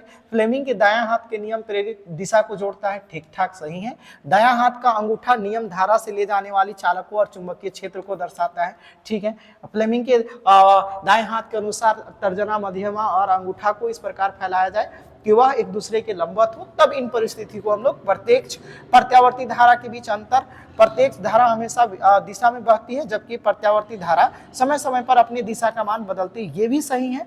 ये हमारा ऑप्शन क्या हो जाएगा सर, गलत हो जाएगा। नेक्स्ट है घरेलू उपकरणों के शॉर्ट सर्किट या ओवरलोडिंग से बचने के लिए हम लोग किसका प्रयोग करते हैं? फ्यूज का सर। अब हमें कमेंट बॉक्स पर बताएंगे सर कि फ्यूज का तार बनाने के लिए, है ना, फ्यूज के, है ना सर, तार के रूप में, तार के रूप में किस धातु का उपयोग होता है? किस धातु का उपयोग होता है? हम जरूर बताएंगे सर, ए बी सी और डी, अच्छे बच्चे जरूर बताएंगे। जैसे बल्ब में टंगस्टन होता है, इसी प्रकार से बताइएगा सर किसका टीन का उपयोग होता है, तांबा का उपयोग होता है, सोल्डर का उपयोग होता है ना, या फिर मान लिया जाए सर जस्ता का उपयोग होता है। ये जरूर आप बताएंगे सर इसका क्या जवाब हो सकता है। भूसंपर्क तार मेरे प्यारे बच्चों ये भी सुरक्षा का कवच है, ये याद रखिएगा, सुरक्षा का कवच है जो पथ के लिए जीरो पथ प्रदान करता है, जो विद्युत धारा होता है उसके लिए, है ना। इलेक्ट्रिक मीटर, है ना। जल विद्युत संयंत्र में संग्रहित जल की स्थितिज ऊर्जा का विद्युत में प्रयोग करते हैं। हाँ जी, जैसे ये चेक डैम है, चेक डैम है मेरे प्यारे बच्चों, तो इसमें पहले से जल जमा कर देते हैं, कहेंगे ठीक है सर। और जल में जानते हैं जमा हुआ जल में स्थितिज ऊर्जा होता है, जब इसे तेजी से नीचे गिराया जाता है तो इसमें लगा जो क्या चीज होता है, कहेंगे जी सर इसमें जो लगा पंखा होता है, टरबाइन होता है, उसी को यह घुमाता है। और इससे लगा सॉफ्ट भी क्या होता है सर, घूमता है, जो डायनोमो से लगा होता है, और फिर इससे क्या होता है सर, विद्युत उत्पन्न होता है। तो ये ठीक है। संग्रहित जल की गतिज ऊर्जा का स्थितिज ऊर्जा में परिवर्तित किया जाता है, ये गलत लगा। जल से विद्युत निकाली जाती है, ये भी गलत लगा। विद्युत उत्पन्न करने के लिए जल के भाप में परिवर्तित किया जाता है, ना, डायरेक्ट पानी में। तो ये तीनों गलत है, एक सही है सर, ठीक है। सत्य है पूछा है ना सर, ये देखेंगे। नेक्स्ट है, ध्यान से देखेंगे 29, जीव जो विकीर्ण ऊर्जा को प्रयोग करके अकार्बनिक यौगिक को कार्बोहाइड्रेट के सन कन्वेक्शन में करते हैं, उन्हें क्या कहते हैं मेरे प्यारे बच्चों? उसे उत्पादक कहते हैं, प्रोड्यूसर कहते हैं ना, प्रोड्यूसर कहते हैं, ये याद रखिएगा, ठीक है मेरे प्यारे बच्चों, है ना। शाकाहारी मांसा अपघटक नहीं कहते हैं, है ना। नेक्स्ट है चिपको आंदोलन, है ना। चिपको आंदोलन के बारे में थोड़ा मैं पृष्ठभूमि बताता हूँ, है ना। इसका पृष्ठभूमि क्या होता है समझिए। पृष्ठभूमि चिपको आंदोलन, यह आंदोलन हुआ मेरे प्यारे बच्चों 25 मार्च, है ना सर, 1976, हाँ 1976-75 के आसपास मेरे प्यारे बच्चों, ये देखिएगा 1970 के 10 में। इसका जो जनक है मेरे प्यारे बच्चों, है ना, इसका जो जनक है उसे कहा जाता है सुंदर लाल बहुगुणा, ये याद रखिएगा, है ना। ये अच्छा, ये कहाँ पर होता, स्थान कहाँ हुआ था? तो यह मेरे प्यारे बच्चों अभी उस समय हुआ बिहार में था, उत्तराखंड में, है ना, उत्तराखंड के चमोली जिला, ये याद रखिएगा, चमोली जिला, है ना। और गांव का नाम था मेरे प्यारे बच्चों, गांव का नाम था चमोली, रेनी गांव था, रेनी गांव में हुआ था, है ना, ये याद रखिएगा, ठीक है। और विश्नोई लोग करे थे इसके लिए, गांव के जो विश्नोई समूह के लोग थे, और खिजरी वृक्ष के रक्षा के लिए करे थे, जिसे अंगू के नाम से भी जाना जाता था। अंगू, या याद रखिएगा मेरे प्यारे बच्चों खिजरी, है ना, जो एक उन लोगों का परंपरागत क्या था मेरे प्यारे बच्चों, खिजरी वृक्ष। आपसे ये भी पूछ सकता है, तो जो भी इंपॉर्टेंट चीजें हैं मैं कोशिश करा समझाने का। अब इसका तो पृष्ठभूमि आपको पता हो गया, तो आंसर भी समझ में आ जाएगा सर। वन संरक्षण प्रयासों में समुदाय को शामिल करना, वन संरक्षण प्रयासों में समुदाय को अनदेखी करना, ये गलत है सर, बाकी सब सही है। विकासात्मक गतिविधियों के लिए वृक्षों को काटने से रोकना, ये भी गलत है। वो कौन सा चिपको आंदोलन द्वारा किया गया महत्वपूर्ण संदेश है? वन संरक्षण प्रयासों को समुदाय को अनदेखी करना नहीं, वन संरक्षण प्रयासों में समुदाय को शामिल करना, सरकारी एजेंसियों और वनों वृक्षों को नष्ट करने का आदेश देने की निर्वाध अधिकार है, नहीं। ये केवल आंसर ये हो जाएगा, उन लोग वन संरक्षण के अधिकार को ही उपयोग करते हुए, है ना, जो सुंदरलाल बहुगुणा के नेतृत्व में इसे फिर 1976-75 में ये हुआ मेरे प्यारे बच्चों। आगे चल के इसे पद्मश्री कह सकते हैं, पुरस्कार से भी पद्म विभूषण या पद्म विभूषण या पद्मश्री से इसे नवाजा गया था मेरे प्यारे बच्चों। उत्तराखंड चमोली जिले, रेनी गांव हो गया, विश्नोई लोग अंगू या खिजरी वृक्ष के रक्षा के लिए करे थे, ये समझ में आ जाना चाहिए, ठीक ठाक। हाँ, नेक्स्ट प्रश्न है मेरे प्यारे बच्चों। अब यहाँ से जो क्वेश्चन होंगे वो लॉन्ग क्वेश्चन होंगे, मैं तार्किक रूप से बताते चलूंगा। उम्मीद करते हैं जो प्रश्न समझाने जैसा था उसे मैं समझा चुका हूँ। हाँ, देखेंगे प्रकृति में साधारण नमक के दो मुख्य स्रोत की सूची बनाएं। प्राकृतिक रूप से साधारण नमक NaCl जिसका रासायनिक सूत्र होता है आपको पता होना चाहिए, समुद्र के जल से बनाया जाता है। सेंधा नमक झील के खारे पानी से भी। अब मुझे बताएंगे कॉमेंट बॉक्स पर भारत के सबसे खारे पानी का झील कौन है सर, है ना, ये याद रखेंगे। सांभर, सांभर झील है मेरे प्यारे बच्चों, है ना, या फिर चिल्का झील है मेरे प्यारे बच्चों, है ना, ये देखेंगे। देखते हैं कितने बच्चों बता पाते हैं। उलर झील है ना, उलर झील है ना, या फिर क्या है सर, डल झील है। ये आप अगर हमें कमेंट बॉक्स पर सही सही जवाब देंगे सर 10 रुपया पेटीएम करेंगे सर। कहां पर है, किस जगह पर है, ये भी बताएंगे। दो यौगिक का नाम बताइए। सोडियम हाइड्रोक्साइड जो नमक का अंश पाया जाता है, बेकिंग सोडा जिसमें साधारण नमक का क्या पाया जाता है, अंश पाया जाता है। उम्मीद करते हैं ये चीजें समझ में आ जाएगी। हाँ, अगर आपसे पूछा जाए मेरे प्यारे बच्चों सोडियम हाइड्रोक्साइड, यहाँ पर आप रासायनिक सूत्र भी याद रखेंगे। कार्बन यौगिकों की संख्या अधिक जो होती है, हम दुनिया में देखते हैं प्रॉपर कार्बन की ही क्या होते हैं मेरे प्यारे बच्चों, कंपाउंड होते हैं। क्या कारण है इसके सर, इसके बहुत सारे कारण हैं मेरे प्यारे बच्चों। उनमें से कार्बनिक यौगिक में श्रृंखलन का गुण होता है, चतुसंयोजकता का भी गुण होता है। ये सिंगल कह सकते हैं सर, एकल आबंध, द्विअल आबंध, त्रिय आबंध या चतुर्थ आबंध से भी जुड़ सकते हैं, या किसी से भी इलेक्ट्रॉनों के आदान प्रदान आसानी से करते हैं मेरे प्यारे बच्चों। इसीलिए कार्बनिक यौगिक का हमारे दैनिक जीवन में सबसे ज्यादा क्या है सर, उपयोग है। मैं और दो एक्स्ट्रा बता दिया आप लोगों को। एथेनॉल को एथेनोइक अम्ल में रूपांतरण करना होता है। ऑक्सीकरण अभिक्रिया में ऑक्सीजन की वृद्धि, हाइड्रोजन की कमी होता है, इसलिए एथेनॉल को एथेनोइक अम्ल में रूपांतरण को ऑक्सीजन अभिक्रिया कहते हैं। यानी ऑक्सीकरण अभिक्रिया किसे कहते हैं, वह रासायनिक अभिक्रिया जिसमें ऑक्सीजन का योग होता है और हाइड्रोजन का क्या होता है, आप साधारण भाषा पे समझ सकते हैं, हाइड्रोजन का ह्रास होता है। वह रासायनिक अभिक्रिया जिसमें ऑक्सीजन का योग होता है और हाइड्रोजन का ह्रास होता है उसे क्या कहते हैं, ऑक्सीकरण अभिक्रिया। जैसे CH3 CH2 OH जो हम लोग क्या है सर, एथेनोइक है सर, है ना, सॉरी एथेनोइक है सर। और फिर उसे हम लोग क्षारीय पोटेशियम मैग्नीज ऑक्साइड प्लस उष्मा के ऑक्सीजन के परिस्थिति में अभिक्रिया कराते हैं तो एथेनोइक अम्ल बनता है मेरे प्यारे बच्चों। ये आप देख लेंगे, ठीक है। नेक्स्ट प्रश्न है मध्यम क्रियाशीलता वाली एक धातु का नाम बताएं। मध्यम जो कम, तो आप जिस्ता को भी लिख सकते हैं मेरे प्यारे बच्चों, कॉपर को भी लिख सकते हैं, ठीक है। अयस्क के साधारण सल्फाइड के रूप में, है ना, कॉपर जो साधारण सल्फाइड के रूप में करा जाता है, कॉपर का भी उपयोग किया जाता है निस्तापन में मेरे प्यारे बच्चों, है ना, निस्तापन और भर्जन में। धातु के ऑक्साइड के धातु के निष्कर्षण के रूप में करा जाता है। धातु के परिष्करण साफ सफाई में भी करा जाता है, किसका, जिंक का। सल्फाइड एस जिंक ब्लेड, है ना, निष्कर्षण का समीकरण ये है। देखिए जिंक जिंक से अभिक्रिया कराया गया है टीन यानी H को, है ना। उत्सर्जन क्या है मेरे प्यारे बच्चों, एक कोशिकीय जीव अपने उत्सर्जन क्या है ना मेरे प्यारे बच्चों, उत्सर्जन यानी हम लोग कह सकते हैं कि अवशोषण, पाचन, अवशोषण, वहन के पश्चात जो भी खाद्य पदार्थ हमारे शरीर में वांछित रूप से अवांछित रूप से बच जाते हैं अपशिष्ट के रूप में, उसे ही हम लोग शरीर से बाहर निकालने की प्रक्रिया को क्या कहते हैं, उत्सर्जन। जैसे मनुष्यों में मेरे प्यारे बच्चों उत्सर्जन के लिए अलग अलग उत्सर्जन अंग है।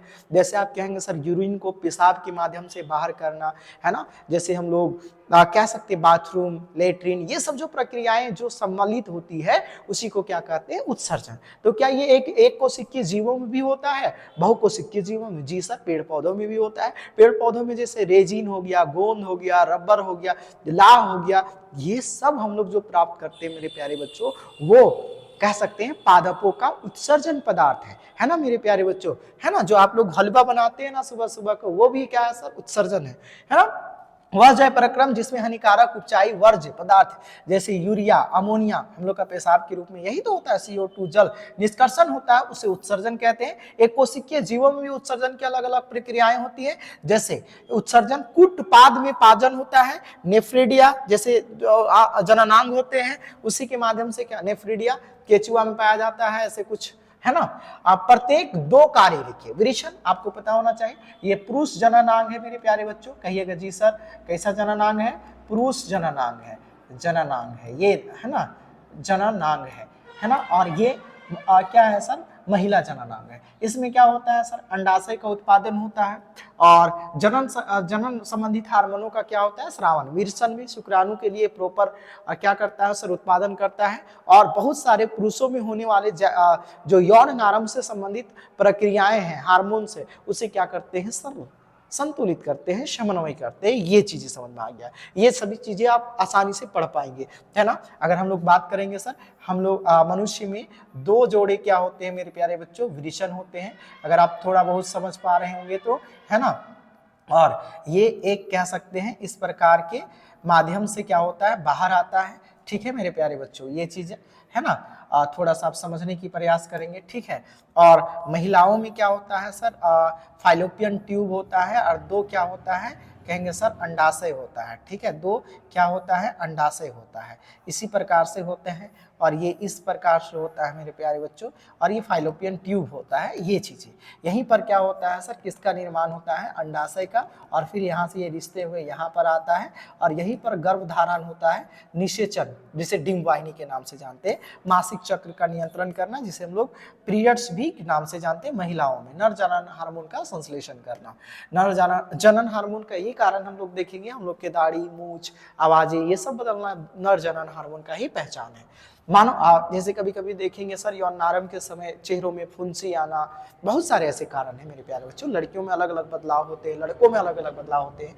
मानव मादा प्रजनन तंत्र में प्लेसेंटा, है ना, फाइलोपियन ट्यूब के कार्यों को लिखे। मैं इसे समझाने की प्रयास करता हूं कि जैसे अगर मान लो मेरे प्यारे बच्चों, ये माँ का क्या है, एक गर्भाशय है, और यहाँ पर मेरे प्यारे बच्चों कोई अगर यहाँ पर क्या है कि शिशु क्या कर रहा है सर, पल रहा है। शिशु क्या हो रहा है सर, पल रहा है। ये याद रखेंगे सर, है ना। कोई शिशु है मेरे प्यारे बच्चों, यहाँ पर क्या है, पल रहा है। अगर ये शिशु मेरे प्यारे बच्चों, शिशु ऐसा तो नहीं है कि हम लोग शिशु जो है क्या करें, क्या समझे मेरे प्यारे बच्चों, ध्यान से देखेंगे कि यह जो शिशु है, इसके नाभि में एक नली होता है ना। इस नली माँ के क्या होता है सर, गर्भाशय से, और माँ के ये से गर्भाशय से जुड़ा होता है। और जो भी, इसी को क्या कहा जाता है मेरे प्यारे बच्चों, इसी को क्या कहा जाता है, प्लेसेंटा कहा जाता है। इसी को क्या कहा जाता है, तो कहिएगा प्लेसेंटा कहा जाता है। ये याद रखिएगा। और ये प्लेसेंटा का क्या क्या कार्य है, प्लेसेंटा ही इस भ्रूण को, जो माँ के पेट में पल रहा है जो शिशु, जो भ्रूण है, उसी को क्या करता है सर, पालन पोषण के लिए जितने भी आवश्यक तत्व हैं, ये सब किसके माध्यम से जाता है, यही प्लेसेंटा के माध्यम से जाता है। दूसरा, श्वसन, वहन, उत्सर्जन, सभी क्रियाएं किससे होती है, प्लेसेंटा में। हम जब भी पैदा हुए होंगे तो देखे होंगे, हम लोग को नाभ को काटा जाता है ना। अभी भी हम लोग का नाभ हम लोग पेट में स्पष्ट रूप से देख पाते हैं। तो वही जिस समय हम लोग अपनी माँ के कोख में पल रहे थे, तो उस समय मेरे प्यारे बच्चों बताओ कि हम लोग मुंह से डायरेक्ट, हम लोग की मम्मी सब जो है, माँ सब जो है, ऐसा कि जैसे खाना खाती थी, अमरूद खाती थी, और हम लोग को चूज कर करके खा लेते थे हाथ से, क्या नहीं, ऐसा नहीं था। ये किस नली से खाया जाता था, किसके द्वारा हम लोगों के अगर कह सकते थे पेट तक हम लोगों के सामने भोजन पहुंचता था, तो माँ के गर्भाशय में प्लेसेंटा, है ना। प्लेसेंटा को अपरा भी कहा जाता है मेरे प्यारे बच्चों, इस बात को भी याद रखेंगे। और इसकी लंबाई लगभग 2 मीटर तक हो सकती है, ये याद रखिएगा। भोजन, श्वसन, उत्सर्जन। अब फैलोपियन ट्यूब क्या होता है, जहां पर मेरे प्यारे बच्चों, जैसे अभी मैंने समझाया कि ये क्या हो गया, ये मानो क्या है सर, कह सकते हैं कि ये हमारा क्या है सर, एक प्रकार से मादा जननांग है ना, मादा जननांग है। इस प्रकार से ग्रीवा, इरीवा इत्यादि है मेरे प्यारे बच्चों। तो इस स्थान को जहां पर सर्वप्रथम जाके, है ना सर, जहां पर सर्वप्रथम जाके शुक्राणु, क्या चीज मेरे प्यारे बच्चों, शुक्राणु प्लस क्या चीज सर, अंडाणु जाके एक दूसरे से क्या होते हैं, संलयित होते हैं, उसी भाग को क्या कहा जाता है, फाइलोपियन ट्यूब, या क्या कहते हैं मेरे प्यारे बच्चों, वर्तिकाग्र कहते हैं पादप में। ठीक है, ये फाइलोपियन ट्यूब कहते हैं, है ना मेरे प्यारे बच्चों, है ना। या इसी को हिंदी में क्या कहते हैं, डिंब वाहिनी। निषेचन कहाँ होता है, डिंब वाहिनी में होता है, ये याद रखिएगा। तो अंडाणुओं को गर्भाशय तक पहुंचाता है, निषेचन में क्या करता है सर, सहायक होता है। तो सर्वप्रथम निषेचन की प्रक्रिया कहाँ होती है, डिंब वाहिनी में। तो यहाँ तक बातें समझ में जरूर आई होगी।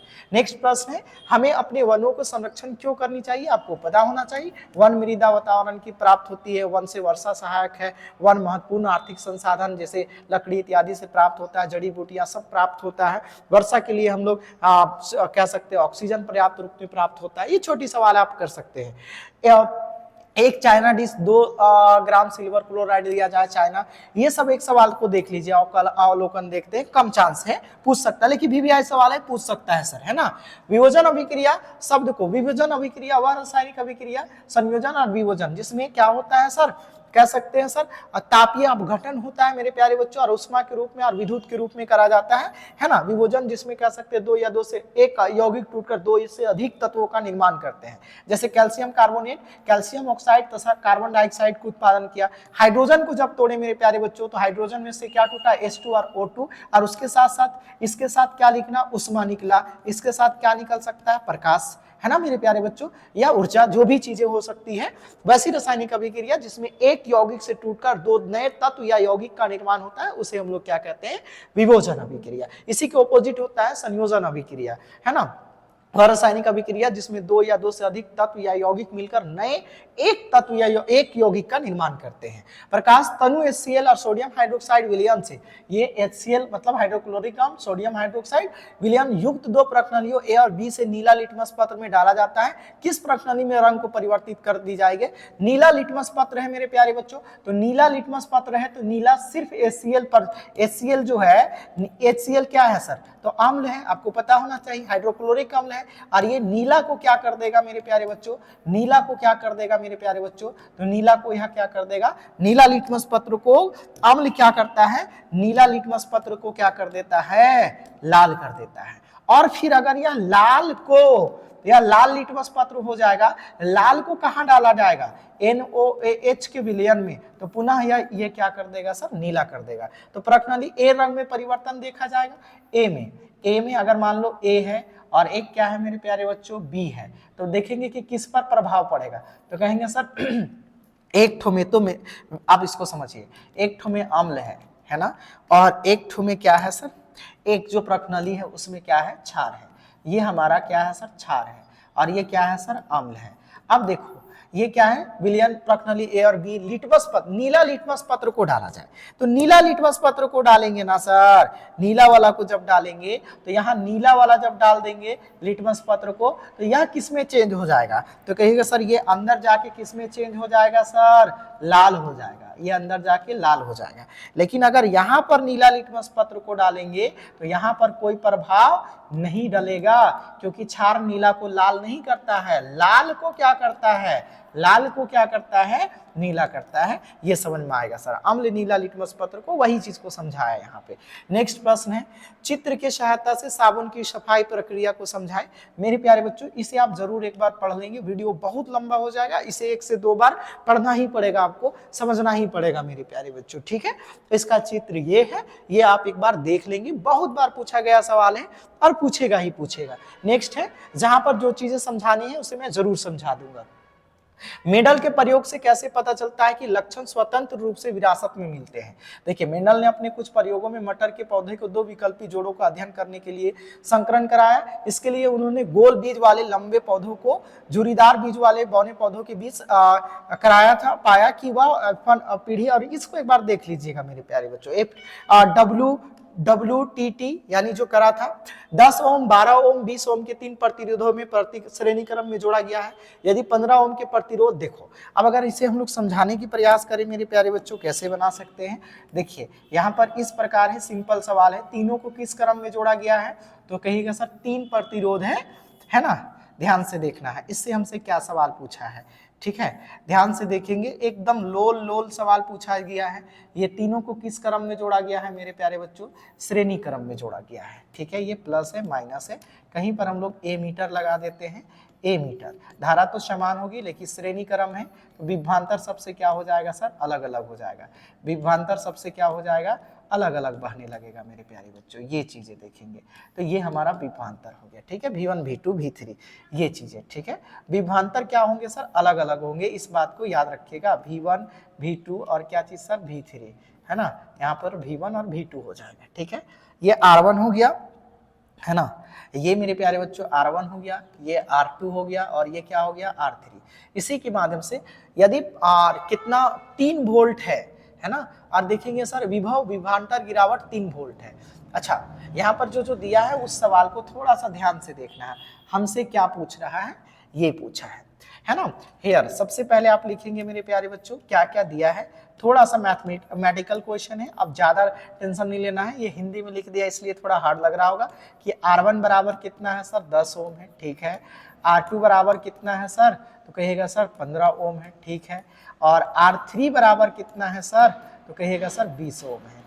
हमसे क्या सवाल पूछा है, यदि, हाँ यहाँ पर दिया है यदि अगर मान लो कि 15 ओम वाला से 15 ओम से कितना, 15 ओम में कितना विभवांतर है सर, 15 ओम से प्रवाहित, अगर देखेंगे प्रवाहित जो विभवांतर है वो कितना है सर, अलग अलग विभवांतर है, तो पहला से कितना धारा बह रहा है, कितना विभवांतर बह रहा है जहां से, तो कहेंगे सर अगर पहला वाला जो है, सॉरी दूसरा वाला जो है 15 ओम का है, उससे कितना धारा बहता है सर, तो कहता है कि 3 ओम है, 3 वोल्ट है। कितना विभवांतर बहता है मेरे प्यारे बच्चों, तो सिर्फ इसका वोल्ट बताया है कि जो V2 है, V2 बराबर कितना है सर 3 वोल्ट है। तो हमको ज्ञात करना है, तो परिपथ में और धारा परिपथ में धारा 10 ओम प्रतिरोध में विभव ज्ञात करना है कि 10 ओम से कितना विभवांतर बह रहा है ना। तो V बराबर कितना है 3 वोल्ट है ना। सवाल थोड़ा सा घुमाया है, यहाँ पर आप लोग समझने की प्रयास करेंगे। केवल यहाँ सवाल ये बोल रहा है मेरे प्यारे बच्चों, कह रहा है कि सवाल में कि 15 ओम वाले से प्रवाहित विभवांतर कितना है 3 वोल्ट है। तो चूंकि हम लोग जानते हैं सर, चूंकि वी नो दैट, यहाँ से लिखते हैं सॉल्व, क्या लिख सकते हैं सर सॉल्व, ध्यान से देखेंगे, है ना, सॉल्व। यहाँ पर देखिएगा सर, जानते हैं कि चूंकि हम लोग जानते हैं कि ओम के नियम से V is equal to I into क्या होता है सर R। इसमें देखते हैं कि कितना धारा बह रहा है ना, V R2 से देखते हैं कि कितना धारा बह रहा है, तो कहेंगे सर V हमारा कितना है सर 3 है, I निकालना है, और R कितना है सर 15 है सर। तो जब हम लोग इधर लेके आएंगे मेरे प्यारे बच्चों, तो 3 अपॉन कितना हो जाएगा, तो कहेंगे सर 3 अपॉन का कितना हो जाएगा सर, 3 अपॉन का कितना हो जाएगा 15 इज इक्वल टू I। जब इसे आप भाग देंगे तो 0 पॉइंट कितना हो जाएगा 2 एम्पियर। यानी धारा तो सभी में क्या होता है, समान होता है। श्रेणी क्रम संयोजन में धारा क्या होता है सर, समान होता है, और विभवांतर क्या होता है सर, अलग होता है। ये आप बातें समझेंगे सर, ठीक है ना। अब यहाँ से हमसे क्या पूछा है, अब हमसे सवाल पूछा है कि बताओ सर कि टोटल परिपथ में धारा कितना है।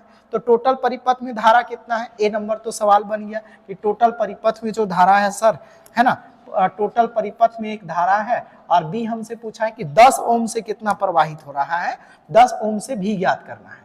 अब नाउ हमसे पूछा है, सवाल क्या पूछा है सर, हमसे पूछा है कि 10 ओम वाला, है ना सर, प्रतिरोध से, ध्यान से मैं लिख समझा दे रहा हूं, ध्यान से देखिएगा कि 10 ओम वाला प्रतिरोध से प्रवाहित क्या निकालना है V2, यानी 10 ओम क्या में है, पहला में है 10 ओम, ये 10 ओम वाला है प्रतिरोध, और ये कितना है सर, कहेंगे सर 30 ओम वाला है, कहेंगे ठीक, सॉरी सर मिस्टेक हुआ, कहेंगे जी सर इसका प्रतिरोध कितना है सर 20 ओम है, कहेंगे ठीक है सर। प्रवाहित विभवांतर is equal to watt.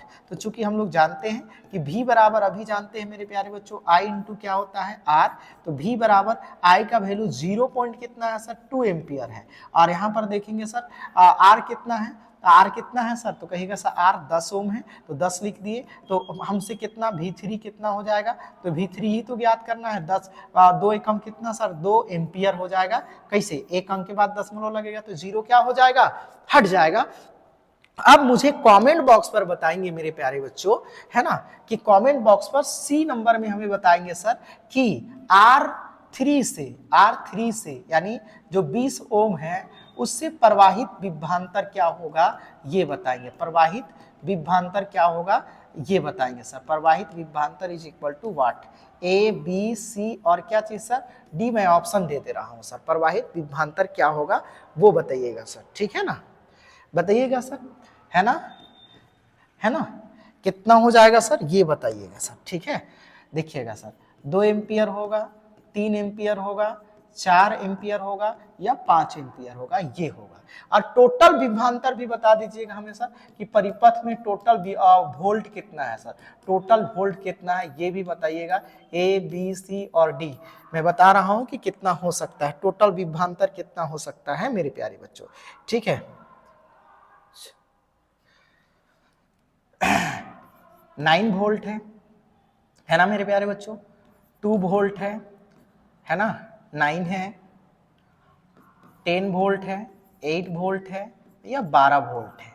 Total विभवांतर में सर कितना वोल्ट है सर, ये याद रखिएगा, ठीक है ना। देखते हैं कितना कोई बना पाते हैं कि कितना वोल्ट हो सकता है मेरे प्यारे बच्चों, ठीक है।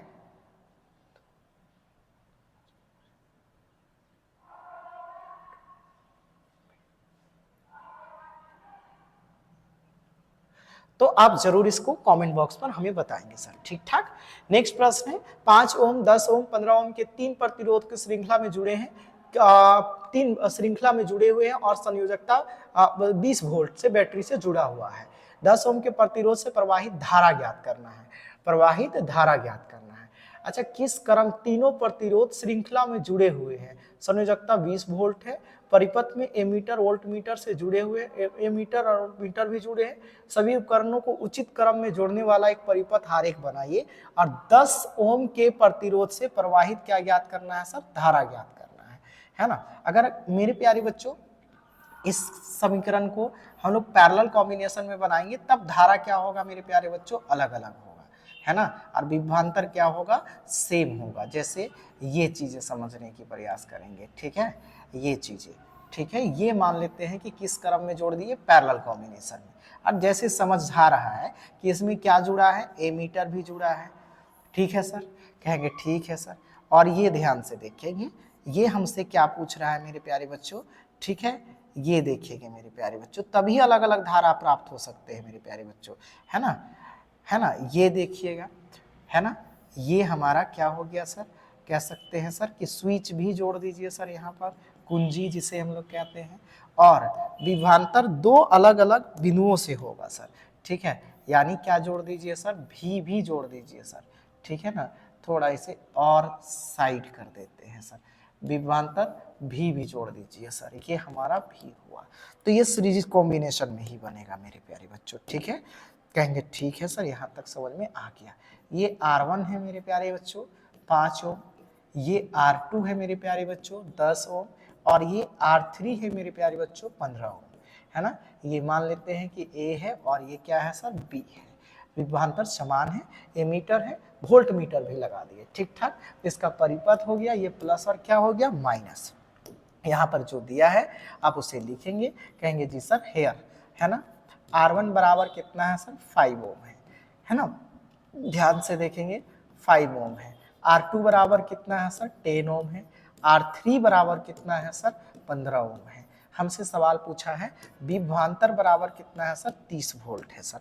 हमसे सवाल क्या पूछा है सर, सॉल्व करते हैं सर, है ना। इससे सवाल क्या पूछा, बैटरी से जुड़ा सभी उपकरणों को उचित क्रम में जोड़ने पर परिपथ आरेख बनाइए, बना दिए 10 प्रतिरोध से प्रवाहित धारा से धारा और विभवांतर ज्ञात करें, है ना। धारा और क्या ज्ञात करना है सर, विभवांतर, आई ज्ञात करना है ना। तो चूंकि हम लोग ओम के नियम से जानते हैं V is equal to I into क्या चीज सर, R, लेकिन उससे पहले हमको R निकालना पड़ेगा सर। तो 1 अपॉन क्या निकालना पड़ेगा, RP।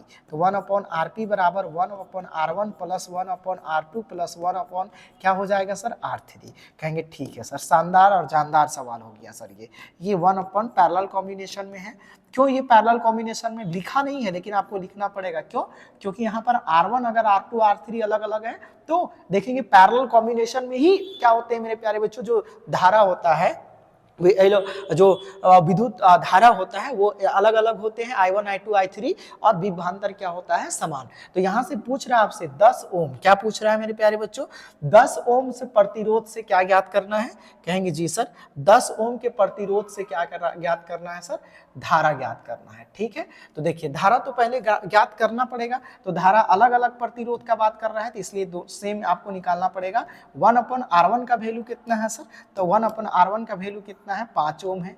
और 1 अपॉन R2 का वैल्यू कितना है सर, ध्यान से देखने बच्चों, है ना, बहुत हार्ड नहीं है, भिन्न का जोड़ ही है, 1 अपॉन 5 है, 1 अपॉन कितना है सर 10 है, और 1 अपॉन कितना है सर 15 है सर, तो कहेंगे 1 अपॉन का 15 हो गया सर। आगे क्या करना है, कुछ भी नहीं, 1 अपॉन आरपी एलसीएम हो गया, कहेंगे सर 10 5 15, लासा कितना हो रहा है सर, कहेंगे सर 30, एलसीएम कितना हो गया 30, 5 6 जा 30 हो गया सर, 10 3 जा 60 हो गया सर, 2 हो गया सर, 6 3 9 और 2 कितना हो गया सर 11 हो गया सर, है ना, 5 6 30 10 30 है ना, 11 बटा कितना हो रहा है मेरे प्यारे बच्चों 13, है ना, 5 36 5 10 और 15 है, 5 10 15 15 5 5 36 10 30 और 5 दूना 10, 3 2 5 और 6 11, तो आरपी इज इक्वल टू मेरे प्यारे बच्चों कितना हो जाएगा, जस्ट उसको अपोजिट कर देंगे तो 30 बट्टा कितना सर 11,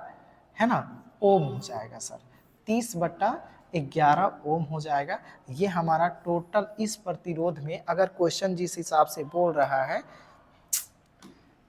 जिस हिसाब से क्वेश्चन बोल रहा है मेरे प्यारे बच्चों, उस हिसाब से तो इतना ही होगा, है ना। और अगर हमसे क्या पूछा है अब देखेंगे नाउ, है ना, अगर हमसे पूछेगा मेरे प्यारे बच्चों ध्यान से देखेंगे कि अगर हमसे फिर पूछा है कि आई बराबर भी अपॉन का क्या होता है आर, तो कहेंगे किसने, एक नंबर जो सवाल पूछा है 10 ओम वाला, है ना, जो प्रतिरोध है से, है ना, प्रवाहित क्या चीज सर, धारा, अगर क्वेश्चन ठीक है तो धारा आई, है ना, धारा आई जो हमसे पूछा है वो क्या होगा भी अपॉन कितना सर आर, है ना, तो विभवांतर तो है नहीं सर, फिर से विभवांतर ज्ञात करना पड़ेगा।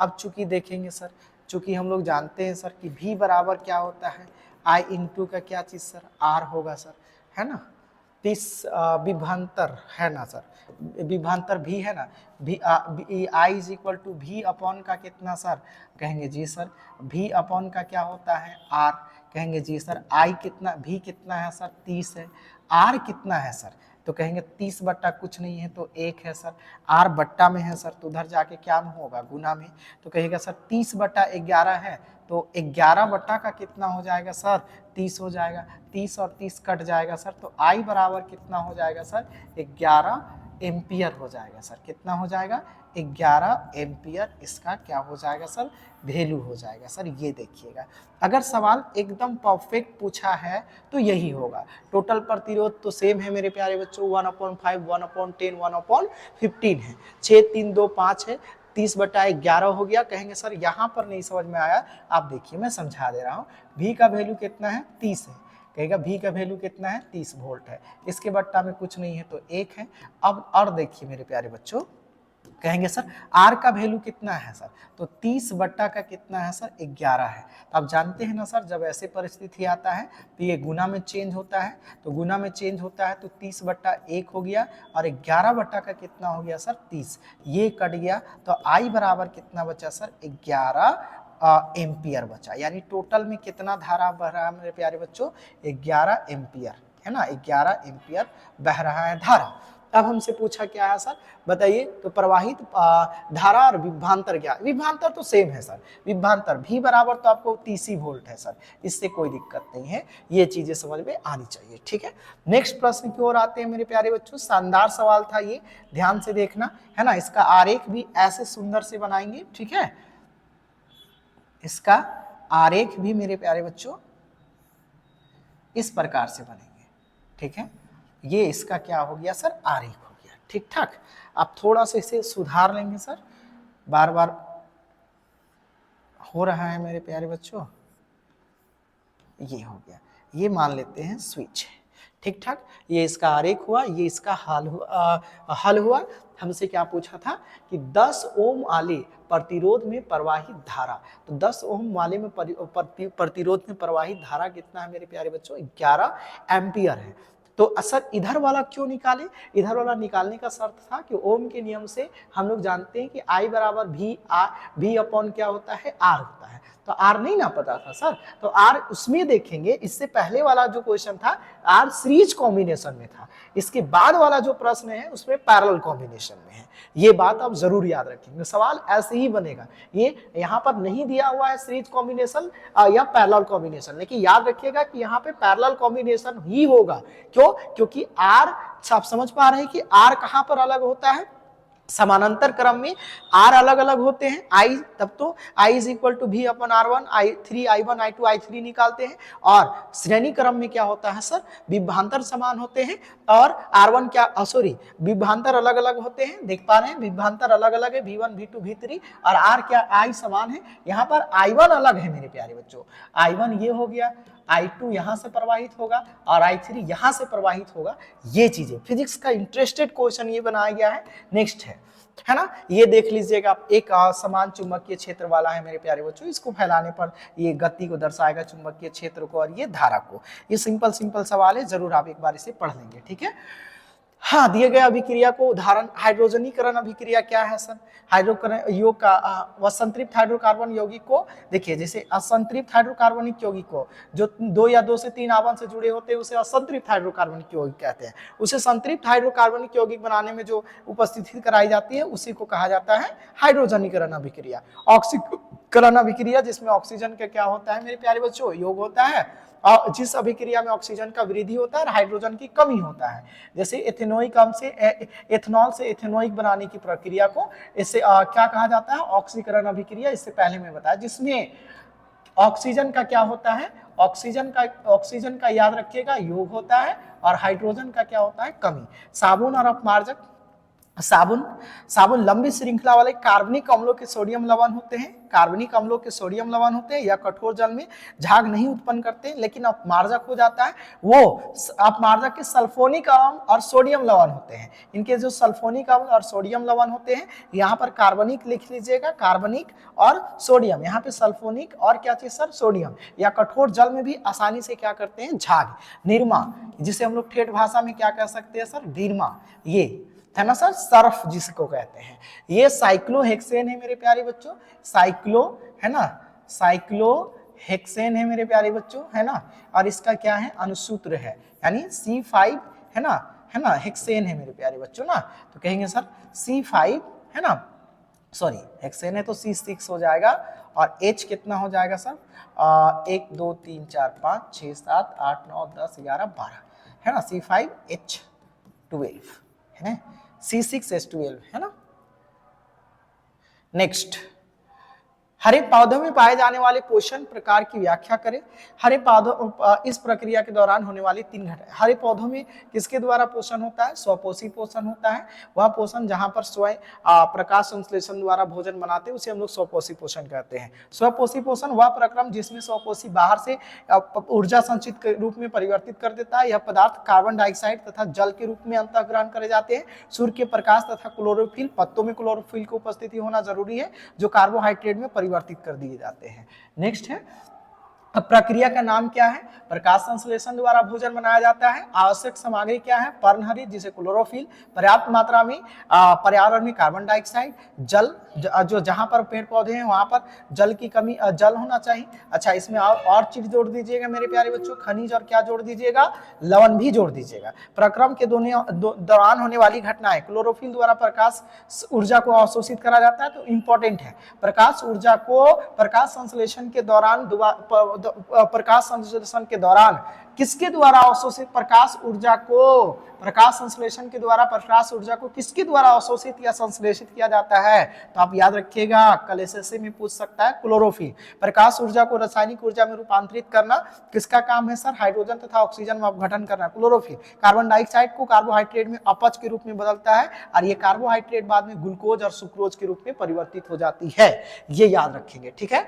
नेक्स्ट है, वायु से किसी माध्यम में प्रवेश करने पर प्रकाश की चाल और उसकी गति की आरोही हो जाती है। देखो, वायु से यानी सघन माध्यम से जब अविरल माध्यम में प्रवेश करती है प्रकाश, आपको हम अपवर्तन पढ़ा चुके हैं थ्योरी क्लासेस में, वह क्या होता है, अपने अभिलंब की ओर झुकना चाहिए, परंतु वो अपनी अभिलंब से क्या होती है, दूर हट जाती है। लेकिन जब सघन से विरल में जाती है तो वह अपने अभिलंब की ओर थोड़ा क्या होती है सर, झुक जाती है। इसी के बारे में यह चर्चा करा है, जहां पर अपवर्तन म्यू इज इक्वल टू होता है ना सर। पर कहेंगे सर जो वेलोसिटी इन क्या होता है सर, मीडियम, जहां पर प्रकाश जा रहा है मीडियम अपॉन वेलोसिटी ऑफ क्या होता है सर, वेलोसिटी एन क्या चीज सर, वैक्यूम, है ना, जहां पर यानी प्रकाश की चाल। तो इसमें हमेशा क्या होता है, जैसे अगर वेलोसिटी इन ग्लास है मेरे प्यारे बच्चों, और नीचे क्या हो जाएगा 3 × 10⁸ मीटर पर सेकेंड, ये हमारा क्या होता है अपवर्तनांक निकालने की क्या होता है फॉर्मूला होता है। N1 N2 उसी के बारे में बताया है कि ये N फर्स्ट माध्यम है, N2 सेकेंड माध्यम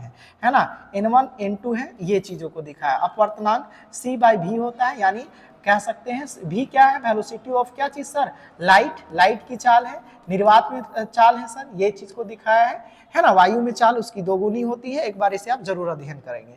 नेक्स्ट है अथवा, ये जो क्वेश्चंस होंगे वो 5 मार्क्स के होंगे, ठीक है। ऋषभ अपनी हथेली दिखाने के लिए हस्तरेखा विशेषज्ञ जाता है, इस उद्देश्य के लिए विशेष लेंस का प्रयोग करेगा। आपको पता है डॉक्टर है, तो देखेंगे सामने की चीज को देखना है मेरे प्यारे बच्चों, तो बताएंगे इसके कारण बताना, हस्तरेखा विशेष लेंस कहाँ से रखना पकड़ना चाहिए ताकि वस्तु को देख पाए। तो वह सामने की वस्तु को देख रहा है, इसे लेंस की फोकस दूरी 10 सेंटीमीटर से लेंस की हथेली से 5 सेंटीमीटर दूर पर रखा जाता है। तो प्रतिबिंब स्थिति और आकार का साइज भी लेंस के सूत्र से प्रयोग ज्ञात करिए। शानदार सवाल है। पहले तो लेंस की प्रकृति उत्तल लेंस होगा, क्योंकि आपको पता होना चाहिए सर कि कोई भी चीज का सीधा और आवर्धित प्रतिबिंब बनाने के लिए किसका प्रयोग करते हैं, तो कहेंगे जी सर उत्तल लेंस का। इसका फोकस दूरी f1 से f2 f1 के बीच होनी चाहिए, है ना, ताकि वास्तविक और बड़ा प्रतिबिंब प्राप्त हो। आपको पता होना चाहिए सर कि जब हम लोग उत्तल लेंस की बात करेंगे सर, तो उत्तल लेंस में मेरे प्यारे बच्चों एक स्थिति ऐसी आती है, जैसे मान लिया जाए सर कि ये हमारा P है, और ये अगर मान लो मेरे प्यारे बच्चों 2f1 है ना, ये क्या है 2f1 है, 2f1 है, और ये क्या है 2f2 है, और इधर क्या है मेरे प्यारे बच्चों f2 है, और ये क्या है सर 2f2 है, और ये क्या है मेरे प्यारे बच्चों 2f1 है, ये चीजें। तो जब वस्तु को हम लोग किस परिस्थिति में रखते हैं मेरे प्यारे बच्चों, या तो P और F के बीच रखते हैं तब पीछे प्रतिबिंब बनता है, तो F1 और 2f1 के बीच अगर आप यहाँ पर भी रखेंगे तो भी प्रतिबिंब क्या बनता है, बड़ा ही बनता है,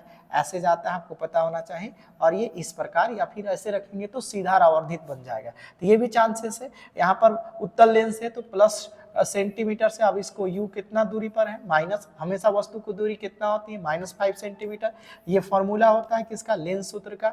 तो देखेंगे 1/v 1/t। अब डायरेक्ट इसको हम लोग क्या लिख सकते हैं सर, देखिए यहीं से हम लोग बनाने की प्रयास करते हैं ना सर, 1/u, u का वैल्यू वस्तु की दूरी उल्टा लिख दिया है, 1/ कितना सर, अच्छा ठीक है सर, इसको मैं ऐसे समझा दूं क्या सर, देखिए 1/v is equal to 1/u plus 1/1 lens सूत्र है ना मेरे प्यारे बच्चों, 1/u माइनस 1/ क्या चीज सर, v होता है, 1/u माइनस 1/v। अब यहाँ पर सीधा सीधा जो सवाल है वो कह रहा है कि नहीं सर 1/v है, वस्तु की दूरी दिया हुआ है, 1/v 1/f is equal to, ध्यान से देखिएगा sir 1/f is equal to 1/, formula होता है 1/f इज इक्वल टू, अब देखेंगे 1/f 10 है सर, 1/u निकालना है, माइनस और माइनस फॉर्मूला में है ना, सॉरी 1/u है ना, 1/u, ये चीजें ध्यान से देखेंगे कि 1/u कितना है सर -5 है, और 1/u माइनस 1/ कितना है सर, v दिया हुआ है, 1/v हमें क्या करना है सर ज्ञात, 1 माइनस v माइनस 1 उल्टा लिख रहे हैं सर, 1 माइनस v और 1 माइनस क्या होता है u, तो ये 1/v और माइनस प्लस हो जाएगा मेरे प्यारे बच्चों, 1/u इज इक्वल टू, देखिए -5 है तो उसी को क्या कर दिए सर +10 कर दिए, ठीक है, ये चीजें हो गया सर, ठीक है। अब कहेंगे सर ये इधर माइनस में आ जाएगा, 1/10 अपना जगह पे है, 1/5 अपना जगह पे है, और 1/v उसी को क्या है मेरे प्यारे बच्चों, एलसीएम 10 हो गया, तो ये कितना हो गया सर, कहेंगे सर 10 से कम 10 और 5 दूनी 10 -1 है ना सर, देखिएगा माइनस है ना मेरे प्यारे बच्चों, -10 है, और नीचे कितना हो गया sir 10 is equal to 1/v है सर, तो कहेंगे सर v बराबर हमारा क्या हो जाएगा -10, यानी हम कह सकते हैं -10 सेंटीमीटर का दूरी पर वस्तु प्रतिबिंब क्या होगा सर बनेगा। आवर्धन v/u रखा गया है, माइनस और माइनस प्लस, वस्तु क्या होगा सर 2 मीटर 2 सेंटीमीटर चौड़ा होगा। आयोडीन युक्त नमक का सलाह क्यों दी जाती है, आपको पता होना चाहिए कि आयोडीन युक्त नमक का सलाह इसलिए दिया जाता है क्योंकि यह थायराइड के लिए, किसके लिए मेरे प्यारे बच्चों, थायरोक्सिन हार्मोन के उत्पादन के लिए, थायरॉक्सिन है ना, थायरॉक्सिन हार्मोन के नियंत्रण के लिए क्या है, उत्तरदायी है। और अगर ये हमारे शरीर में कमी हो जाए, तो अगर थायरॉक्सिन की कमी हो जाए तो आपको पता होना चाहिए कौन सा रोग होता है, गाइटर यानी घेंघा रोग होता है। इसीलिए अच्छा, आयोडीन की कमी से मेरे प्यारे बच्चों गाइटर रोग भी होता है। और कुछ क्या कह सकते हैं सर, बौनापन की भी क्या हो सकता है सर, कारण हो सकता है।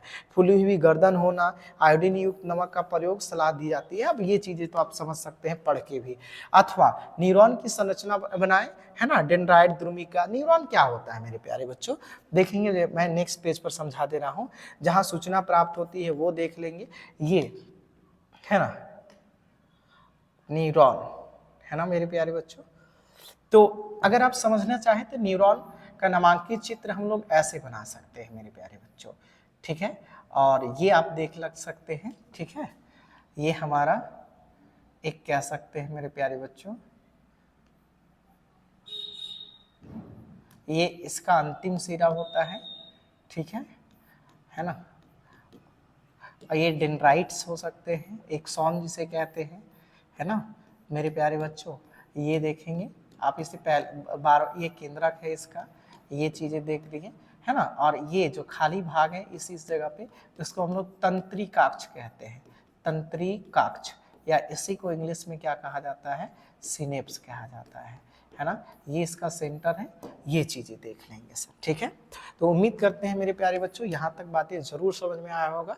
ये सिंपल सवाल में से था, ये चीजें आप समझ गए होंगे। और जहां कोशिश कर रहे थे कि जिस जगह पे आपको लगता है कि सर ये चीजें समझने जैसी थी, वहां पर मैं उम्मीद करता हूं बहुत ही डिटेल में समझाने की प्रयास किया हूं। यदि आपको लगता है जहां पर कहीं पर अगर लगता है सर कि नहीं समझ में आया, तो जरूर हमें कमेंट बॉक्स पर बताएंगे। और जब फिर से आप बताएंगे कमेंट बॉक्स पर कि नए वीडियो कौन से सेट पेपर का लाया जाए, कौन से सब्जेक्ट का लाया जाए, तब तक मेरे प्यारे बच्चों जरूर आप लोग से उम्मीद करते हैं कि इस वीडियो को लाइक करेंगे, शेयर करेंगे, कमेंट करेंगे। और लास्ट में हम लोग अंतिम में यही कहना चाहेंगे कि आपकी जो आगामी परीक्षा है उसमें आपका रिजल्ट बहुत बेहतर हो, अच्छा से अच्छा हो। जब तक नई वीडियो नहीं आती है तब तक के लिए धन्यवाद। एक जगह पे कहीं पर मुझे डाउट हो रहा है मेरे प्यारे बच्चों, शायद देख लेते हैं, अगर कहीं पर मिस्टेक हुआ होगा तो मेरे ये है ना, ये तो ठीक ठाक है मेरे प्यारे बच्चों। 1 5 10 15, 5 6 30, 10 तिया 30 और 15 दूना 30, ठीक है। 6 3 9 और 2 11, ठीक है मेरे प्यारे बच्चों। उम्मीद करते हैं सभी बच्चे जरूर जो प्रश्न पूछे गए हैं उसे जरूर बताएंगे। और आप लोग को बहुत बहुत धन्यवाद। जरूर आप वीडियो को लाइक करेंगे, शेयर करेंगे और सब्सक्राइब करेंगे।